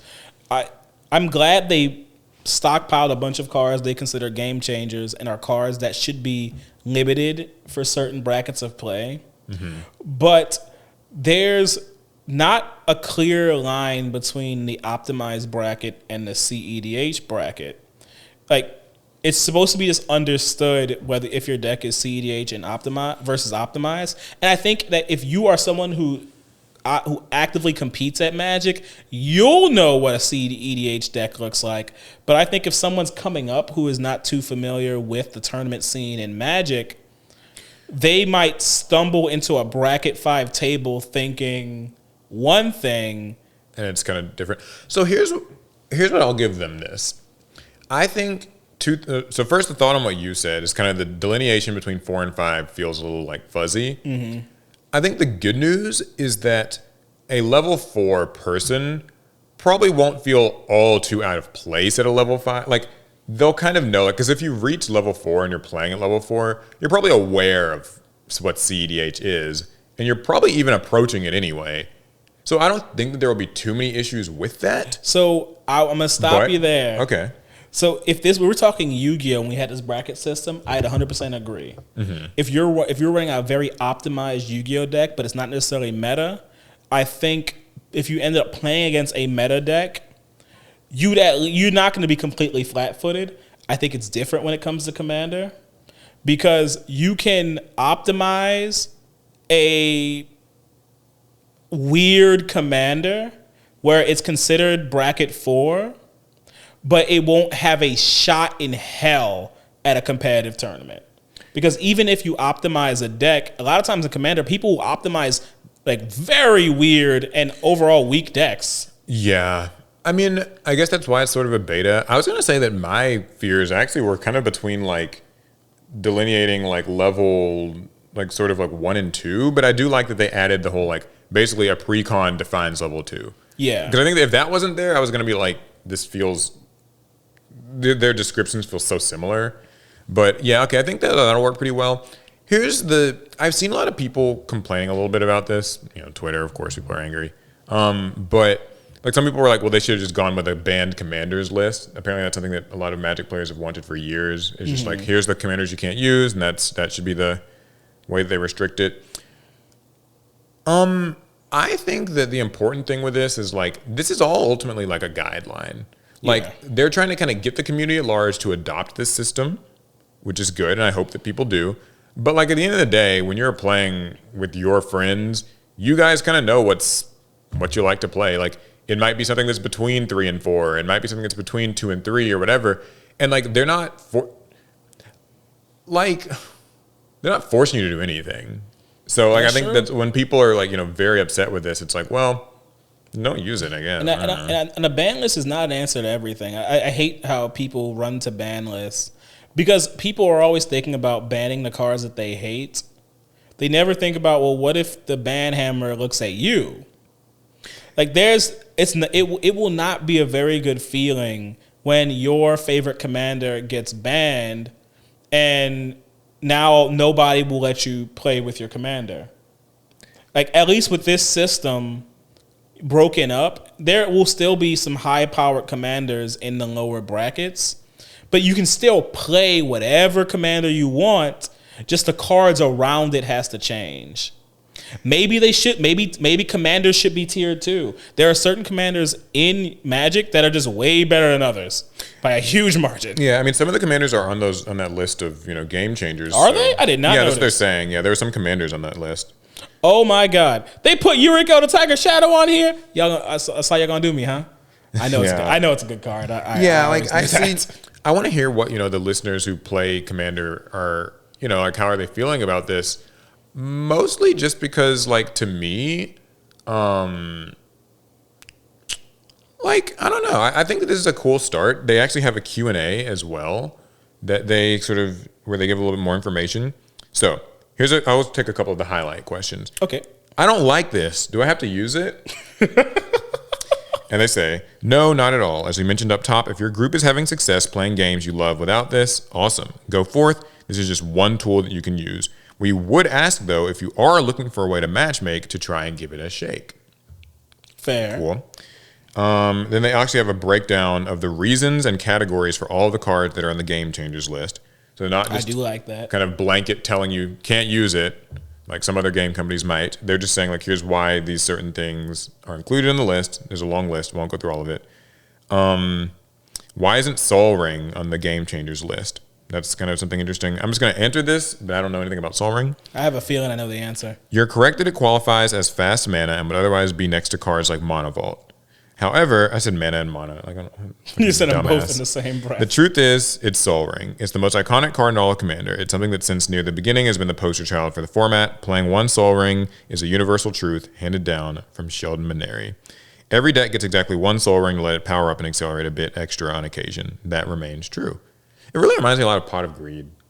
It's just almost as iconic. It doesn't have an anime behind it, but it's almost as iconic. Card X should be on the list. Why isn't it? We talked about a ton of cards. Send us your feedback and we'll take it into account when working on the final version. What does it mean if my commander is on the Game Changers list? As described above in the card-by-card explanations, these are commanders that tend to be exclusively frustrating and power outliers at lower bracket levels. It does mean you cannot play them there. If you believe you have an Exhibition, bracket 1, or Core, bracket 2 deck using one of these cards, for example, your deck commanded by Urza falls in the Exhibition bracket because it's all about retelling the story of the Brothers' War, then Rule 0 is still very much in effect and you're welcome to talk with your table.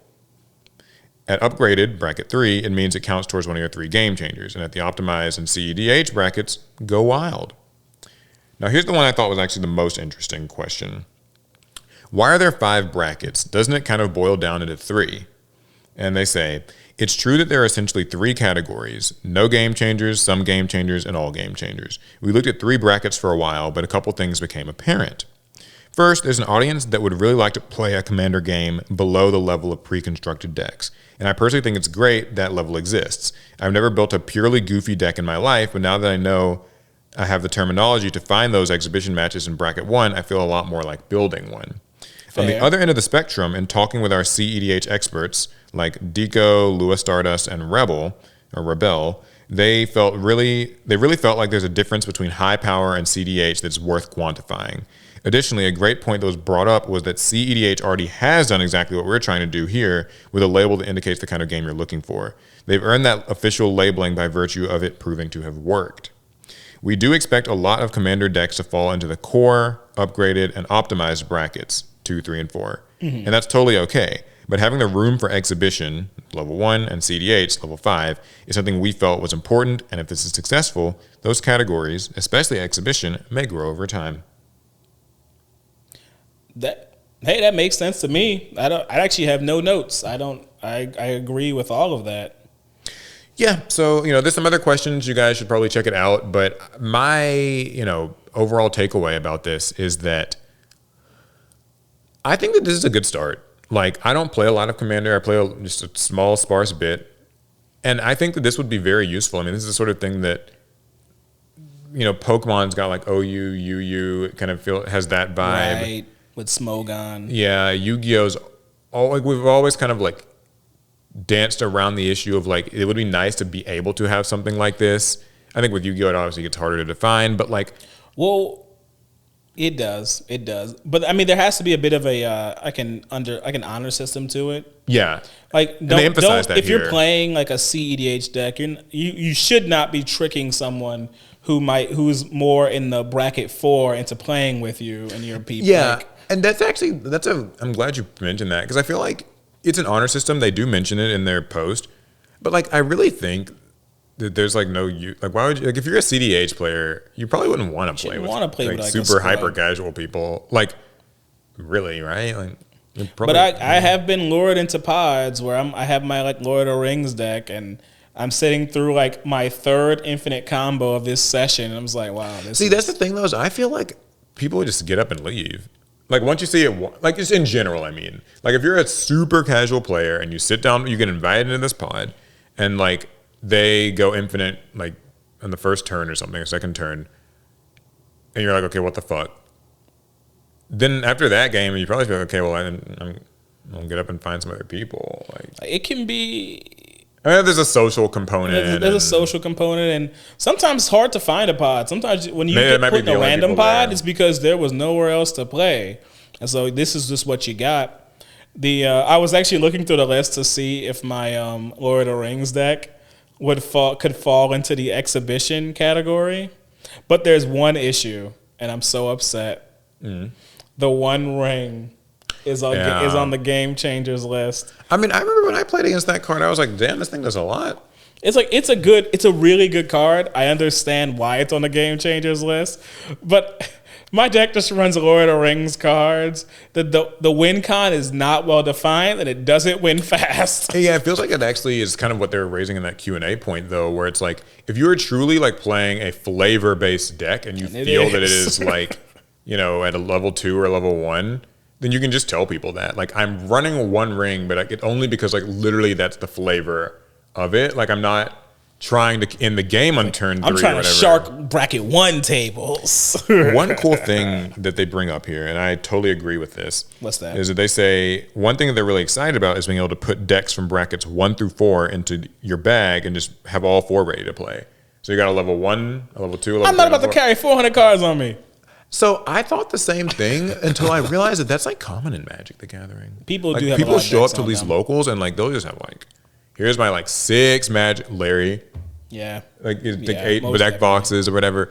Like, you know, people, they show up and they have all these decks and they want to play them and like they admit that like these decks are kind of different levels, and so being able to kind of just, it's like how when we go to conventions and stuff, we'll typically like bring maybe like kind of a really casual anime thing and then maybe something a little more serious that you're playing. Like it can only be That's fair. 2, but I think that's like kind of smart. I think judging from this bracket, I think on my person, I'm holding on to, if my Lord of the Rings deck can count as exhibition, that means I have a 1.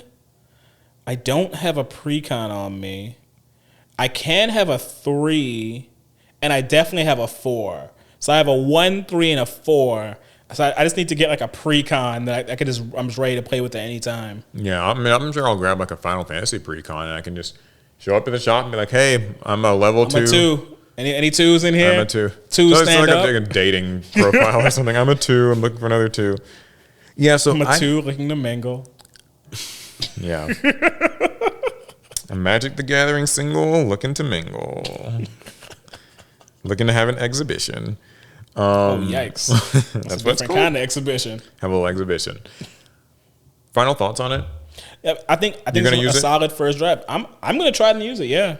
I think if it's not perfect, but I've played at so many tables where the power levels were so mixed.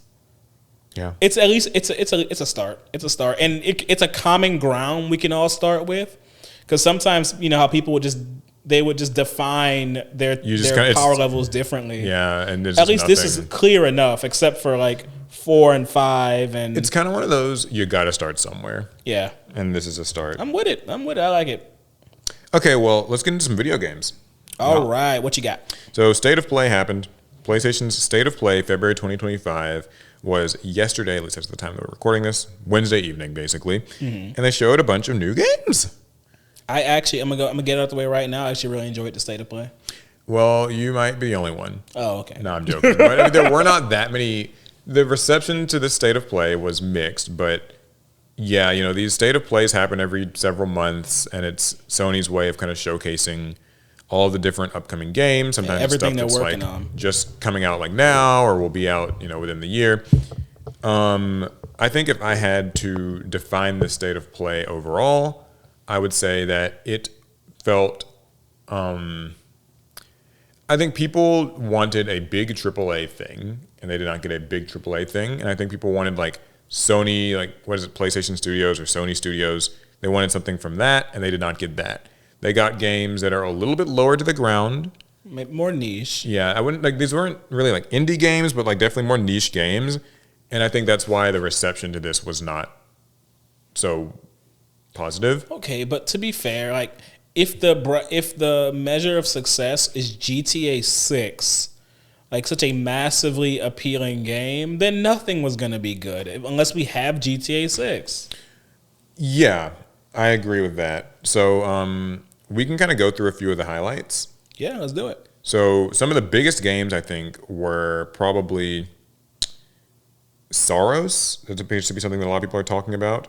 That's that game It had the guy in it. Yeah, it had the guy in it. Players will take on the role of Arjun Devraj, who is a powerful Saltari enforcer searching for answers on a lost off-world colony. There will be permanent progression systems, and every death reshapes the world while offering new upgrades to overcome challenges. See, I wasn't that into it just from the little trailer that I saw, but that description makes it sound more interesting. Yeah, so that was kind of cool. I thought the look was nice. It said it's going to be arriving in 2026. Also, there's Metal Gear Solid Delta Snake Eater, which is coming out in August. Hey, somebody's going to enjoy it. I'm happy for him. Yeah, did you play Metal Gear Solid much? I played a game on PSP, and I keep forgetting the name of it. Peacemaker? I forget. And I also played some demos, but I've never actually been a solid Snake boy. I didn't really play a lot of them.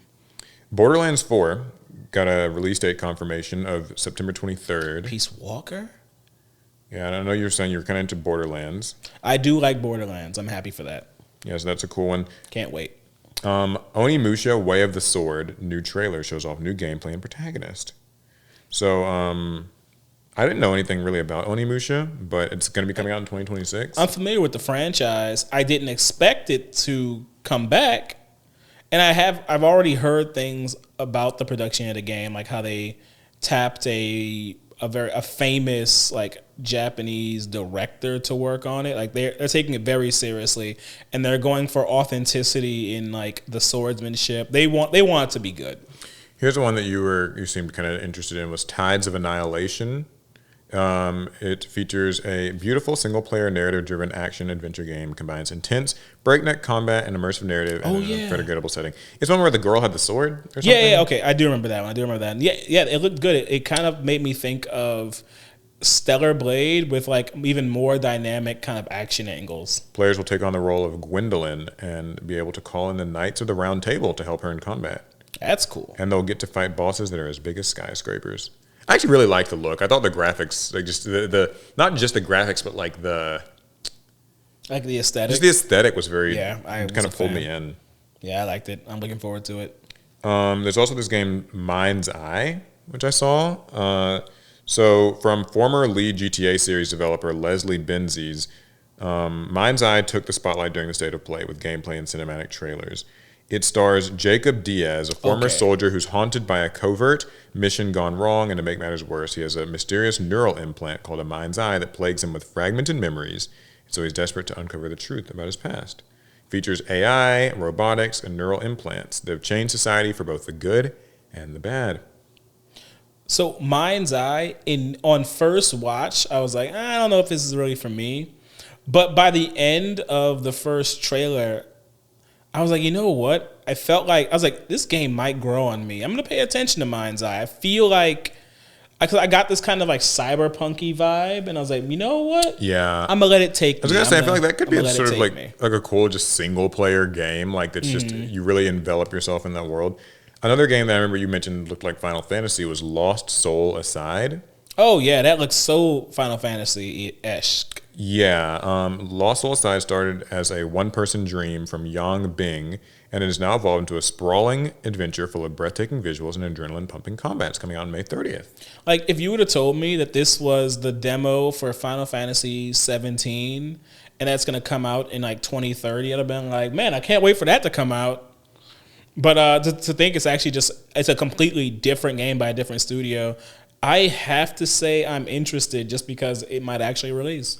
And for a couple of games that we are actually very personally invested in, there was Digimon Storytime Stranger, or Digimon Storytime Stranger. I know a lot of you guys are not keyed into the Digimon community, but you've got the stage. Go. This trailer lit the community on fire. It got leaked by GameStop early. We did not know it would be in the State of Play, but it was the State of Play with a full trailer. We were not expecting that.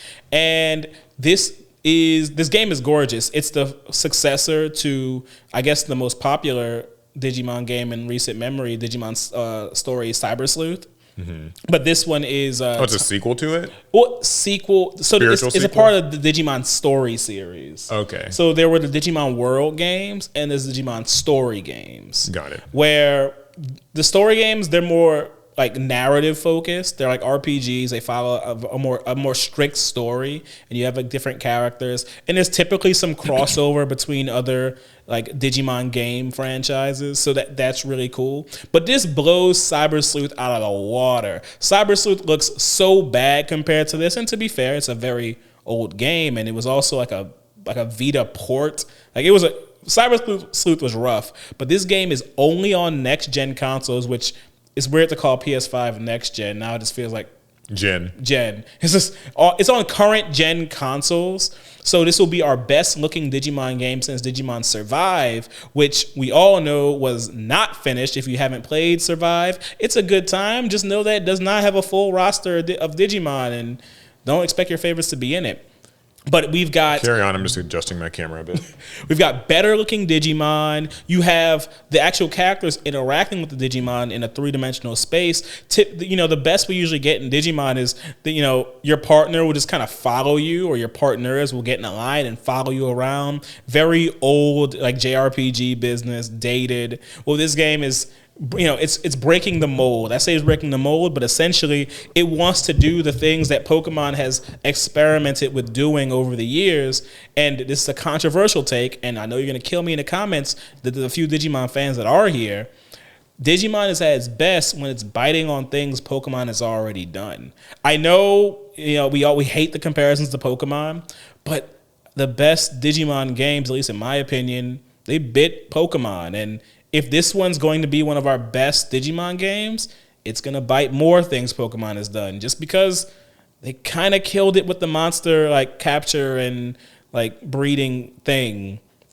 That reminds me, Monster Hunter was another game that was shown at this. I thought that Can't wait. Which Monster Hunter we all Wilds knew that was coming happening. out pretty soon. But anyway, yeah. So for this Digimon game, I got big Persona vibes. It like just looked like that's my first thought. I was like, oh, this looks kind of like a Persona game, like a Shin Megami Tensei sort of thing. Well, it does share an artist with Devil Survivor. Yeah, so I thought that was really cool. I think it looks great. I mean, all the Digimon look like the models looked. It was nice to kind of see them in a more like just updated, like, hey, this game actually has stylized and good visuals. And like, just teenager kind of running around like Shibuya or somewhere in Japan. And like, clearly there's kind of been a world convergence sort of thing going on. Yeah.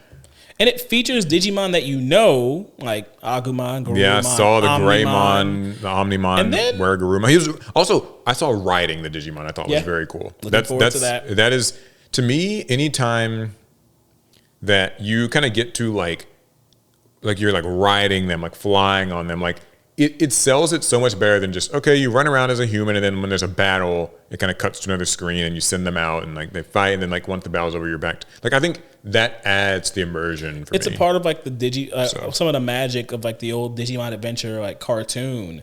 I mean, I always envied Sora's grip strength to hold on to Bergermon's leg when like it's flying. Yeah, everybody knows that iconic part in the intro where like that, like she's like holding on to it and gets carried away. Dear life.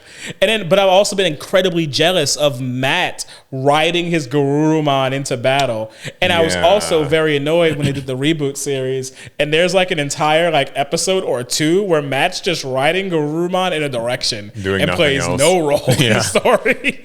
But all that aside, we have Digimon that we know and you're actually interacting with them. But there's also a lot of Digimon that if you're not really keyed into Digimon, like a lot of us obsessed people are, there's a lot you've not met before. There'll be some new powerful faces, and I'm really looking forward to it since we don't get many Digimon games, and we haven't really interacted with them like ever before. So I'm looking forward to it. Yeah, I think it looked really good. Like, that's definitely something that I would play.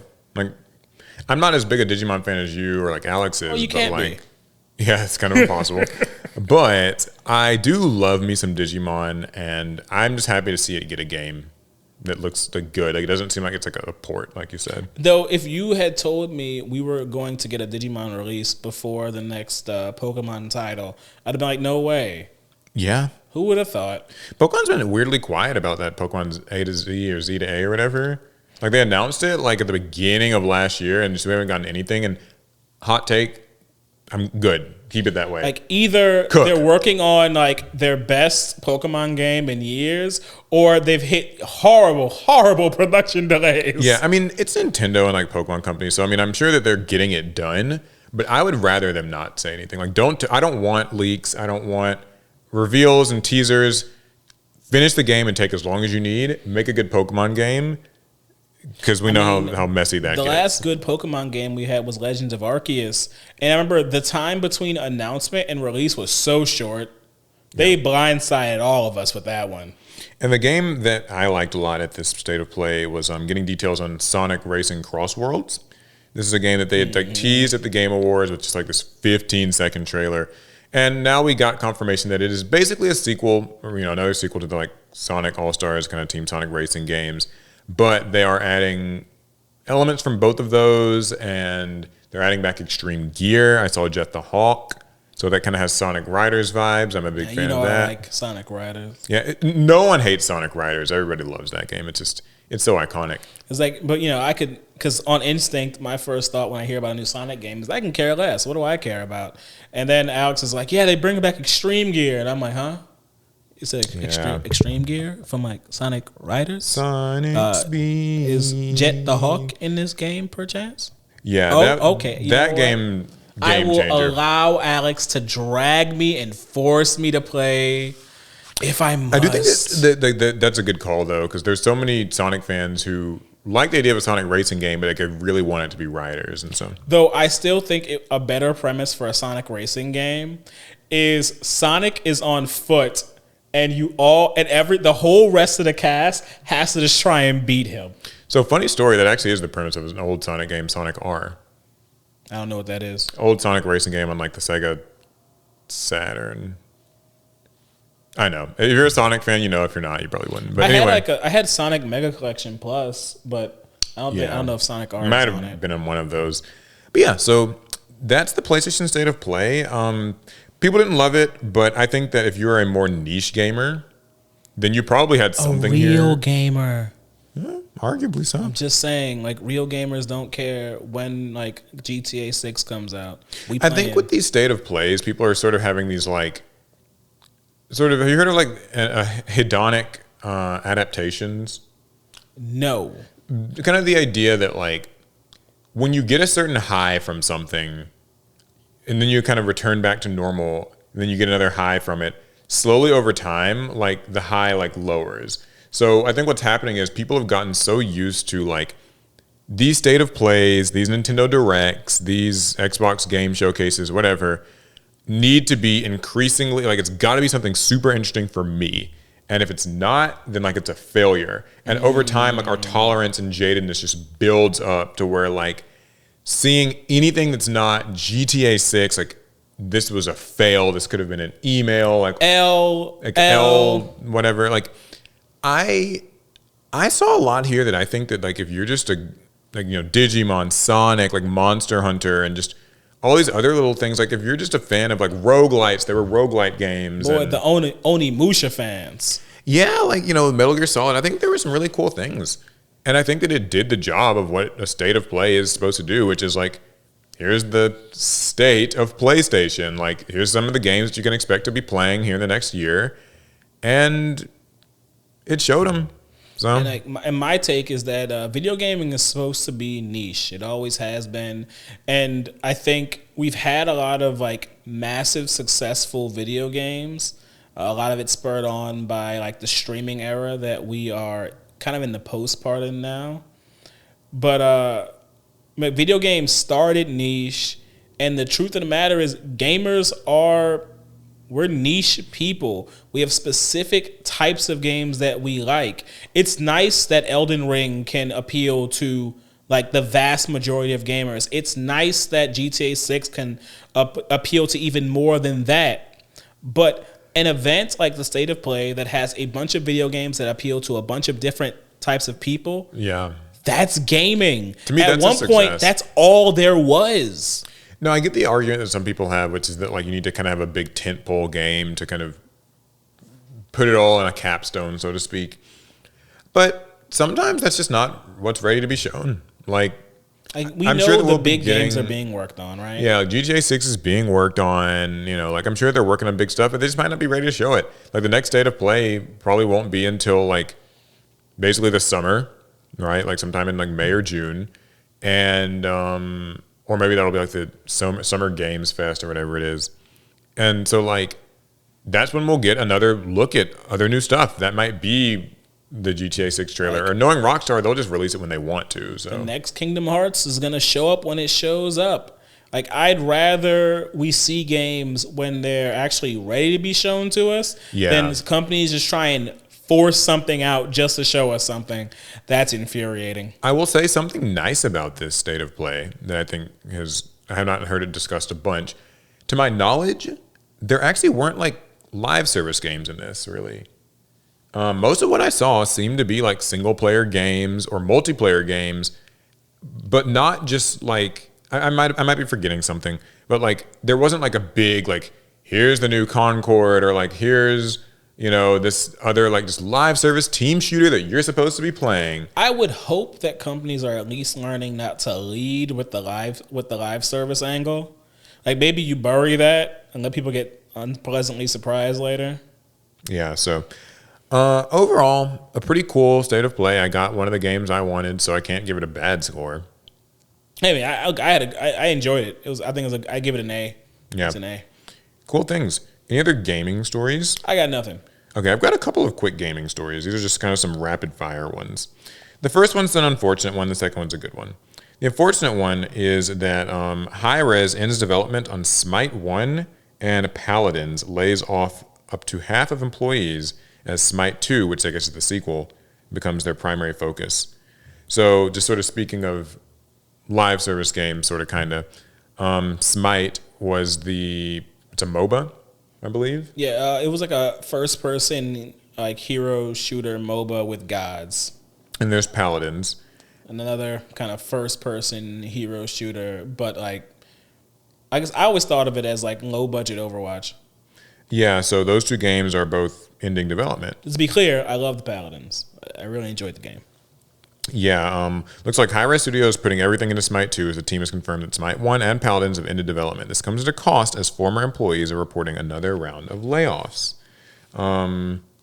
So they announced that the Nintendo Switch version of Smite 1 is shutting down in May, although I don't know about other versions of it. The new layoffs affect teams that ended development, but they're also affecting the Smite 2 team, so that really shows how deep these cuts are going. And however, they're pushing ahead with the game, working to improve it and take it off its eventual final launch, and to take it to its eventual final launch. So, yeah. I wish him luck. This is Smite 2 will be releasing in a much more competitive live service field than when Smite 1 came out. Yeah. Things different now. Things are rough. Wait, didn't Smite 1 come out before Overwatch? I mean, not Overwatch, Fortnite? I think so. It might have. Smite 1's pretty old. This would be a very different landscape. Funny story. This story is on MMORPG.com, which is a site that I frequented a lot in high school. Good old MMORPG.com. I just remember I was like a MMO freak. But I didn't know that website even existed still. I still have to read the articles. They'd make articles. I just read them. But yeah, this is kind of unfortunate. We had this conversation recently about, like off camera, but was about your favorite live service game just ended and it's your fault, which like we're saying that kind of sarcastically, but the idea is that basically anytime a live service game that you kind of like or remember or were interested in ends, it's your fault. Not really, but like sort of, in the sense that live service games can only really like, the only currency they operate on is like your time and like your playtime and attention. Because whenever you hear about a live service game ending, Multiversus last week, for instance, it's generally because people weren't playing it. Like it just wasn't getting, the necessary amount of battle pass purchases or microtransactions, but mostly just time. Concurrent players. And the funny part about it is that it doesn't necessarily mean the game is bad or even got worse. Sometimes it just means that people's attention were pulled in another direction, and now all of a sudden your game's on life support. The game didn't get worse. The game didn't change anything. It's just a lot of times when newer and shinier things come out, player attention starts to deviate, and that's rough. Yeah, because a person you can only play, at least if it's a console live service game, you can only play one game at a time, which means in any given gaming session, you are helping one game survive and then killing all the others. Yeah, because effectively it's a zero-sum game. Like, that's obviously a bit of a simplification, but we are definitely in like an attention economy. That's how social media works. That's how like streaming sites like, Netflix and Hulu and all these others work. And that's how live service games work. Anytime that you are playing Marvel Rivals, you're not playing Overwatch. Right. And you're also not logged onto Fortnite. And, they're also like, anytime that you play one mobile game, you're not on the other mobile game. Unless you're like that one guy we knew who had like 3 phones on the little tripod. You do what you gotta do, But, like at the end of the day, I think if you buy a single player game, you buy the new, like you buy Stellar Blade, Spider-Man, just some new single player experience, God of War. Once you've made that purchase, you have supported that game. Yep, even if it stays on your Steam backlog for 10 years and you never play it or whatever, you still supported that game. You were a sale is there forever. And they can like still take that and and reinvest it in a sequel. But with a live service game where the goal is that you can download it for free right this very second. I can just pop up and like play whatever, just download it on my anything on all these. But like if you don't play it, or if you only play it once. Or hell, if you played it 50 times, but that was 2 years ago. Yeah. So, your favorite live service game died and you killed it. So. That's always going to be the case. Yeah. Which I take a small bit of pride in killing multiverses. Yeah. And, to be clear, I'm being facetious in that, like, I'm not saying you killed, you should feel ashamed and sad. It's your life. Do what you want with your time and money. But more so in the general sense that, like, they live and die by people's attention. So. It just is what it is. Here's one other last quick gaming story. What you got? Valve bans all Steam games that force players to watch advertisements. This is a more positive thing to end off on. Games force people to watch advertisements? Like, there are games on Steam where there are ads baked in. Oh, like baked in ads. Valve has implemented new rules around advertising, explicitly prohibiting games that force players to watch in-game ads. So I thought this was really interesting because, like you, I actually wasn't really sure that this happened, but I guess it does. So the newly reemphasized rules from Valve, first reported by Gaming on Linux, confirm that while cross-promotion and product placement are permitted, games that force players to watch or engage with advertising in order to play are not. So, nor should developers use advertising as a way to provide value to players, such as giving players a reward for watching or engaging with advertising within their game. So that sounds a lot like mobile games.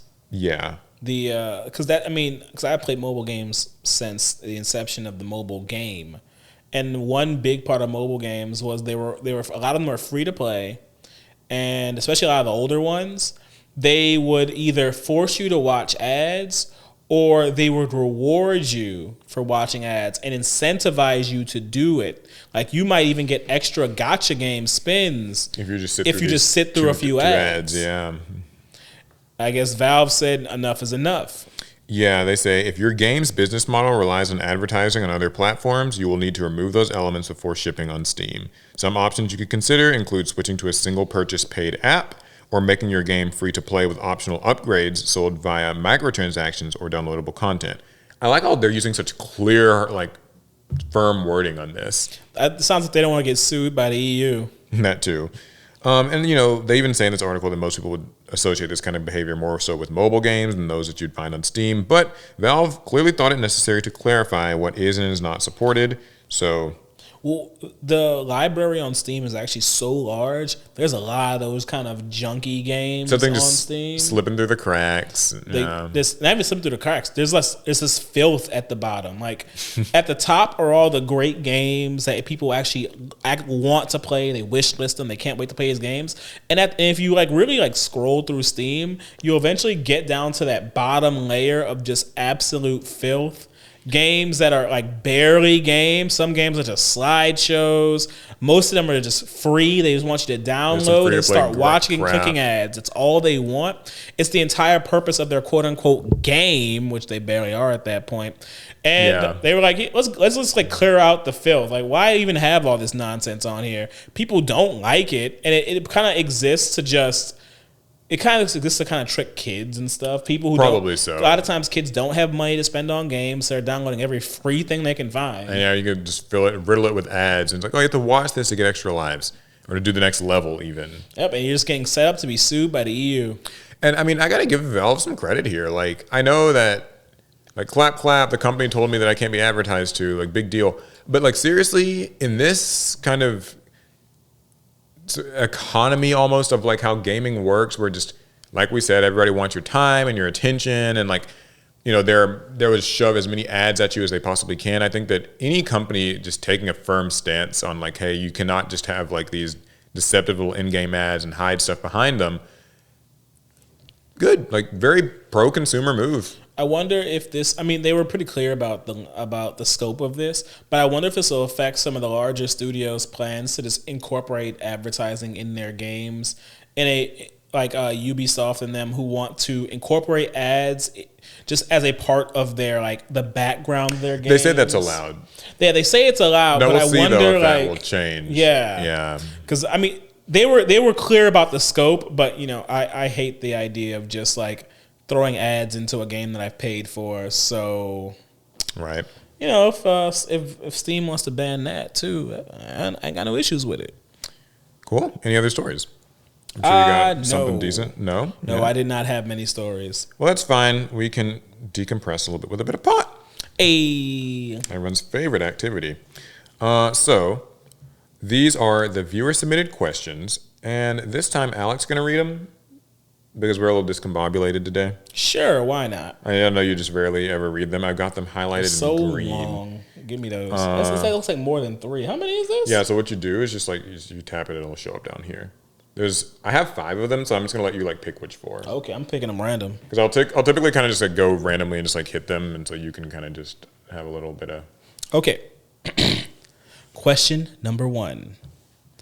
Have you ever seen Yu-Gi-Oh! Have a heavy negative effect on someone? This is from Shaft. So, have you ever seen Yu-Gi-Oh! Have a negative effect on someone? Like ruin someone's life, or maybe not ruin their life, but. It's a little vague because a negative.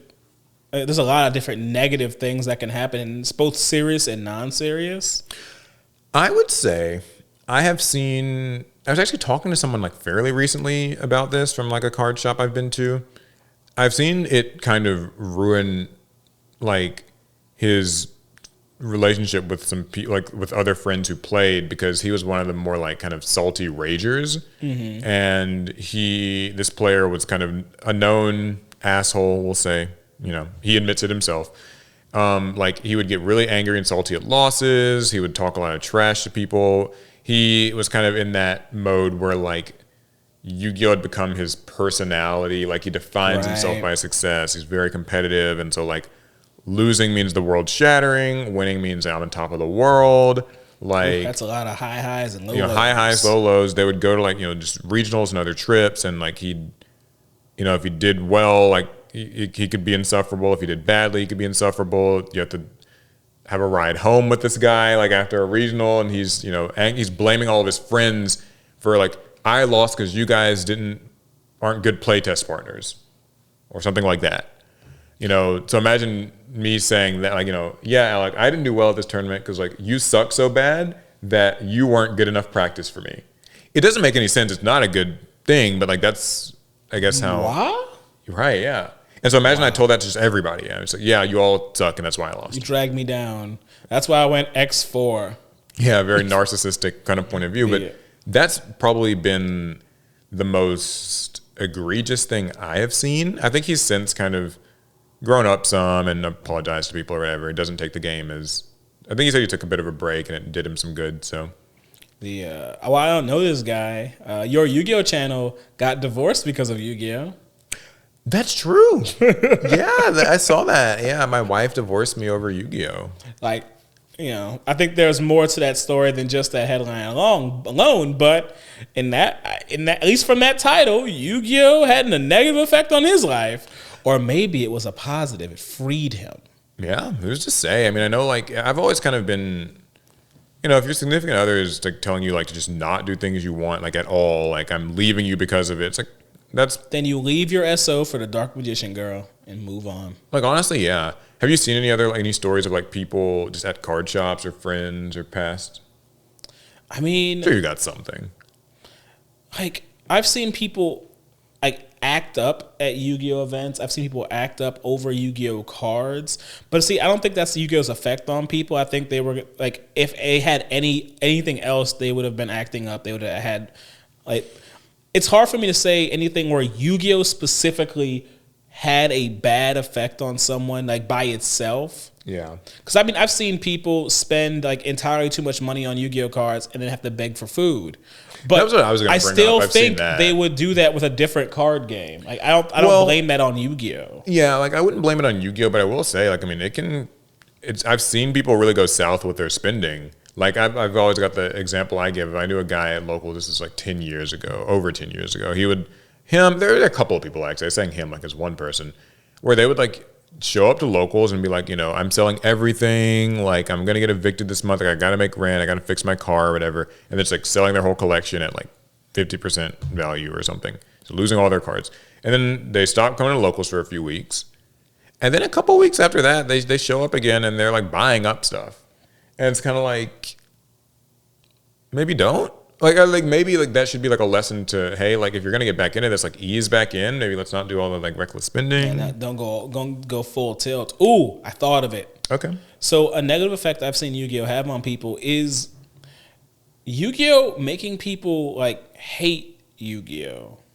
Oh, that's a very broad. Yeah. Okay. Because like I've seen many people who they'll look me dead in my eyes and tell me that they hate Yu-Gi-Oh. Then I'll tell them, no, you don't. But they played Yu-Gi-Oh. Maybe it was years ago, maybe it was months ago, and at some point, the power creep in the metagame of Yu-Gi-Oh was so divisive and so like painful to deal with. It turned into resentment for them. And they had no one to blame, so they blamed the game itself. And now to this day, they'll tell me, I hate Yu-Gi-Oh! And I'm like... The hate playing? Like... Because they typically are still... There's something... A lot of these people I'm talking about, they don't play Yu-Gi-Oh! Anymore. Okay, so you're talking about like people who... They've gotten out, but they... quit and they're but they will still... Yeah, they'll still kind of swear up and down. If you talk about Yu-Gi-Oh! Around them, they'll be like, oh, that garbage game. Oh, that game's so trash. Yeah, there's so many people like that where you can tell that like... It's kind of like when the person says like, like I couldn't care less about this. But like in saying that you care quite a bit. There are a lot of like these like ex-Yu-Gi-Oh people who when Yu-Gi-Oh comes up, they can't kind of keep walking. They have to like stop. They can't wait to tell you how they're so glad exactly they don't play that garbage like game anymore. Yeah, like why it's been ruined and like, you could call it a deficiency of character. But I actually blame Yu-Gi-Oh for this because these were all people who at one point loved Yu-Gi-Oh. And the game did not foster their love of it. It turned bitter for them. Yeah.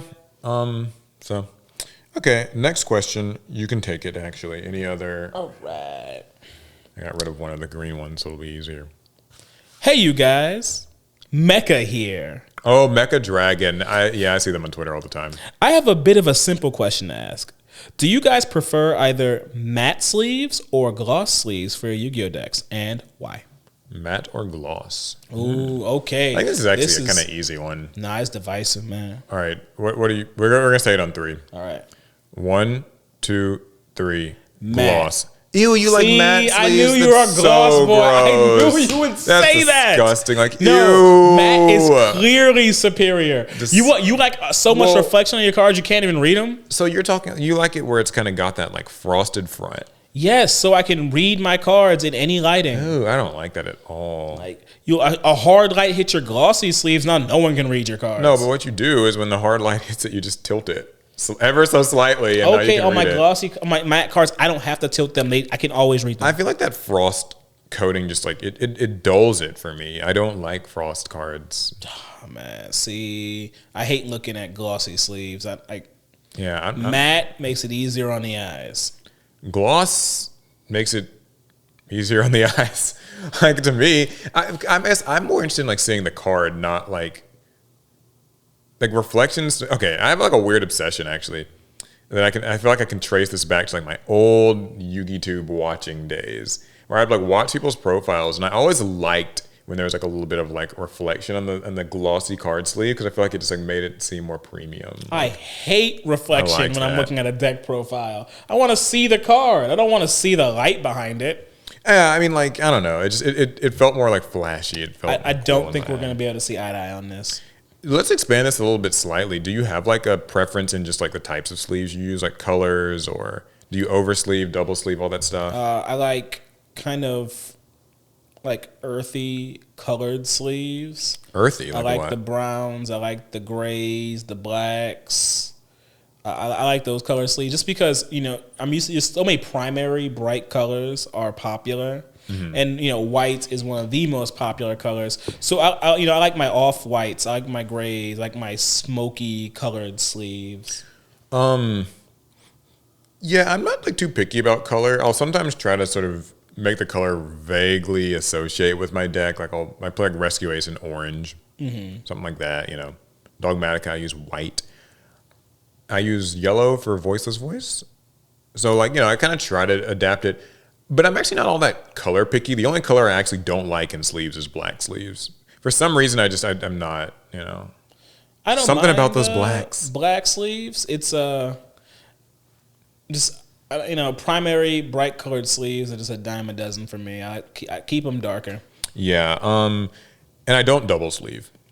I'm not a double sleever. Takes way too much time. I'll do my extra deck. Yeah, I was gonna say like extra decks in Yu-Gi-Oh, my Digi-Egg deck in Digimon, any card game that has like a smaller deck that goes with your main deck, I'll typically double sleeve those because usually I use like very like fancy like primary sleeves, so I want to protect them. Yeah, like to me, I just don't have the time to fucking double sleeve like all this stuff. Like I get like that people are into it, and I think for maybe a big tournament that makes a lot of sense. But like I'm usually just playing around the house, maybe going to locals. Like because like when you have to change a card in your deck, and you have to like pull one sleeve off, then pull another sleeve off, and then put a card in a sleeve, and put another sleeve over, just like swap out one card. I'm like, bro. But what if your deck was like max rarity? Yeah, then I would do it. But I'm never gonna be playing like a max rarity deck.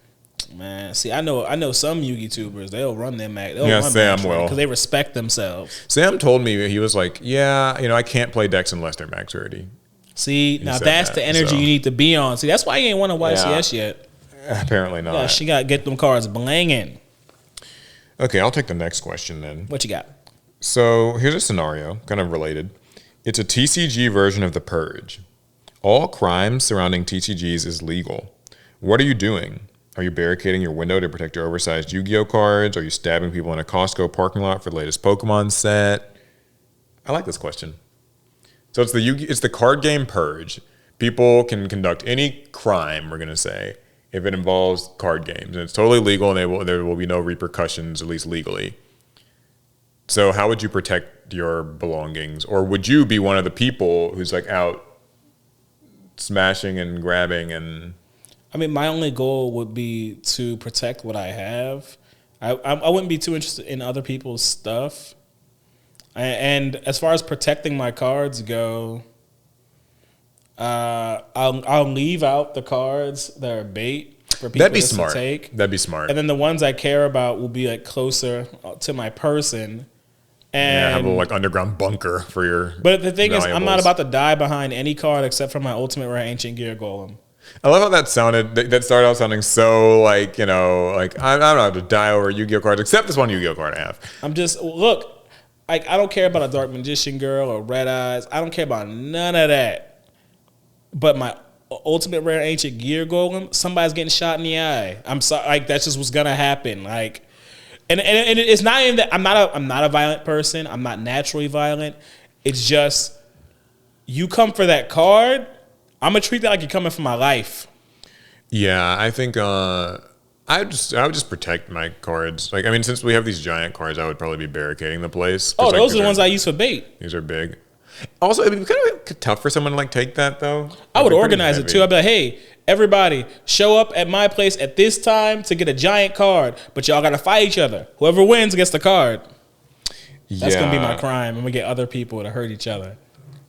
I would not be at a Costco to get Pokemon cards. No, that's partly. Oh, that'd be way too dangerous. It's kind of crazy though, because like Costco, someone will probably just commit arson and just burn the whole thing down. The thing is too is like, I mean, I feel like we're already in the purge with Pokemon cards. Like people, anything goes with that game already. Yeah, I know people get violent, knock someone down, tell that one person. Like I would not approach a Costco. I would not go to my local game store. I would stay home.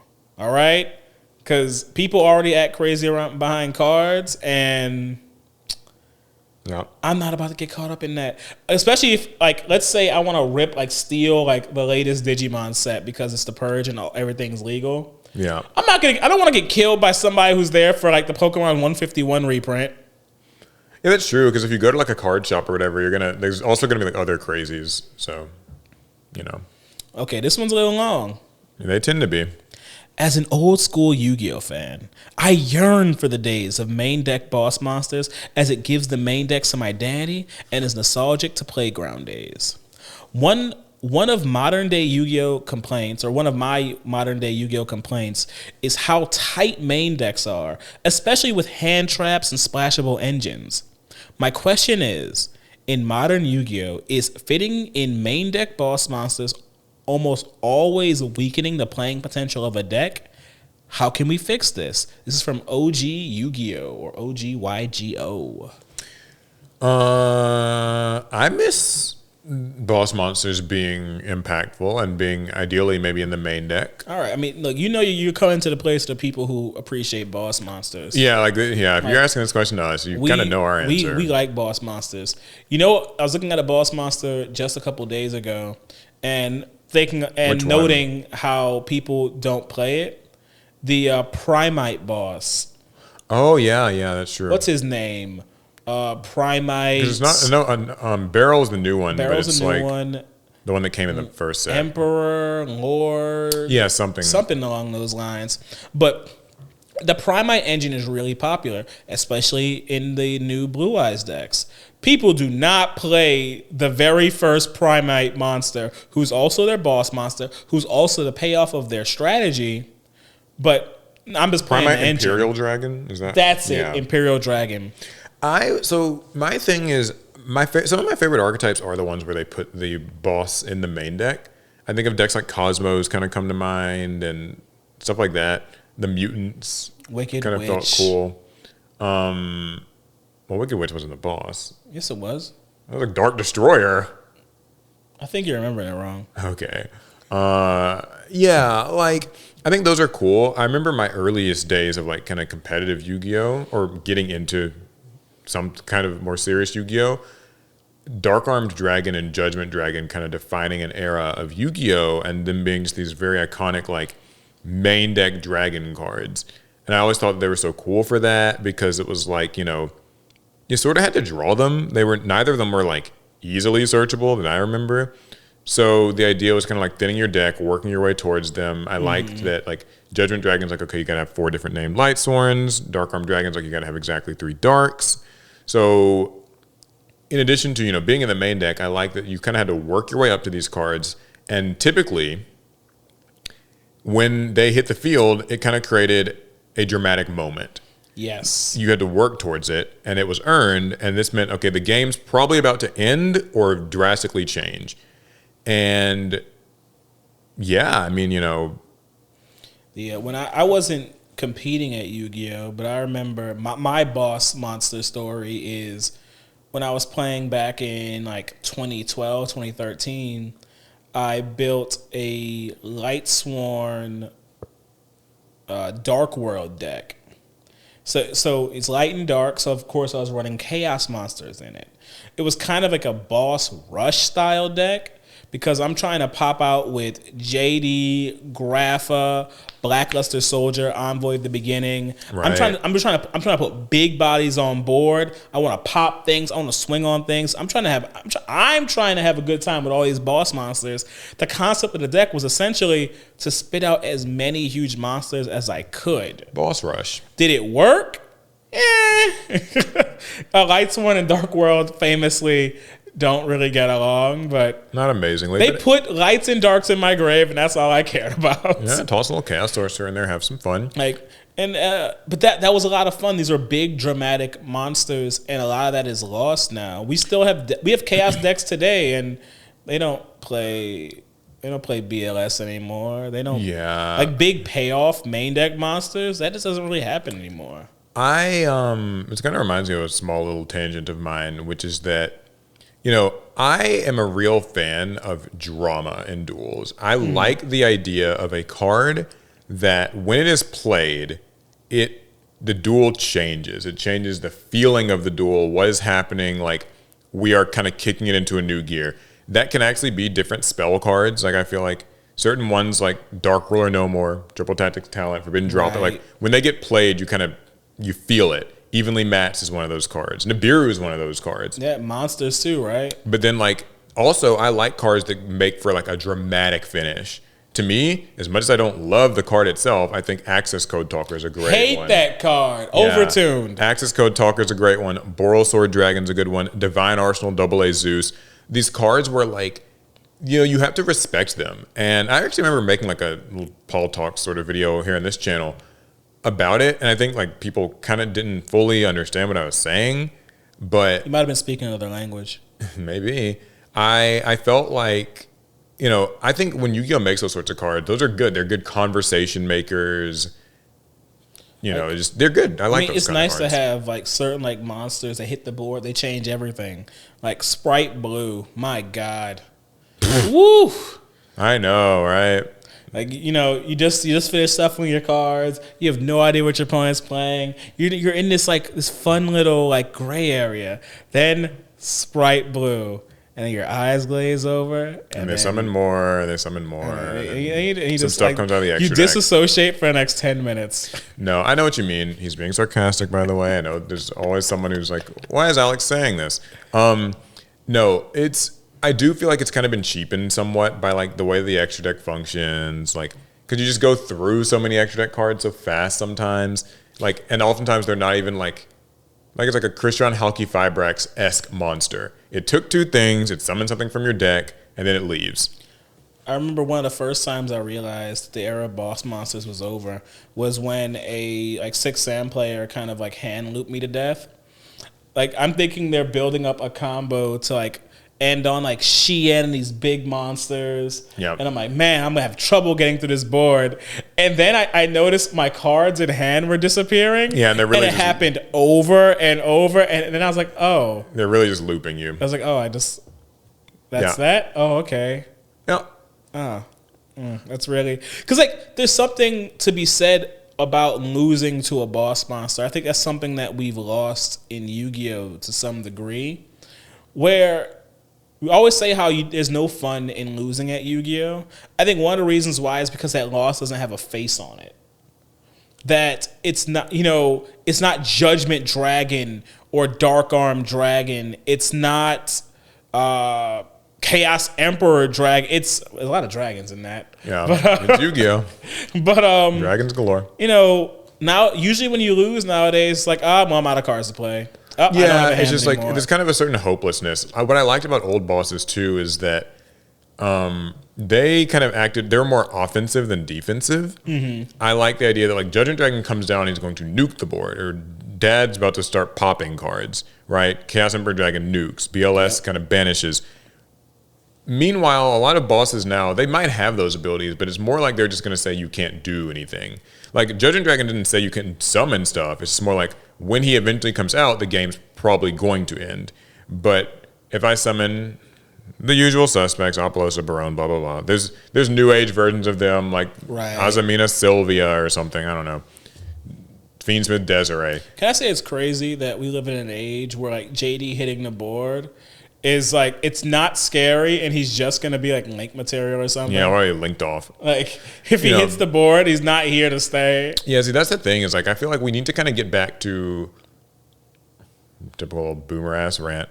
Lower the power level, slow down the duels, make bosses great again. Whatever. Like, I know, old broken record, but like, seriously, I would love a Yu-Gi-Oh! Where like I kind of can feel the suspense and tension of a boss showing up in later turns than just like the first turn. I do find it funny in Master Duel when like someone will summon like their quote unquote boss monster and the music changes. Which is like, awesome, by the way. Then they link it off immediately. Not awesome. Yeah, that's not cool. Hate that shit. They build their quote unquote unbreakable board, and it's like, well, yeah. Now I lose to interaction. Yeah, one other little fun quick tidbit on that too is like with Master Duel, certain decks like Snake Eye go through so many summon animations because they're just making like Promethean Princess, Ambler Whale, Snake Eye Flamberg, Apollosa, like and they just like will summon them all back out and over and over and over. It's like the animation's playing. It's kind of funny. It cheapens the effect. Anywho, though, I guess that's enough of that. Yeah, too much pot can be a bad thing. Yeah, so thank you guys so much for tuning in this week. We're actually starting this week now to show all channel members. I'm going to scroll by on the screen, so you might be seeing it around now when I say this. Hey, thank you guys. Yeah, they'll be like I don't know where to look. And they're going to be in the middle of the screen. In the They'll be between us. Some will have the wide view. And so you can like look at them here. Like they're like, oh, there they go. Yeah. So thank you so much if you are a channel member and you decide to financially support the podcast, $2.99 a month. You can sign up down below. You're the reason that we do this. And without further ado, we'll see you guys in the next one. Pass turn.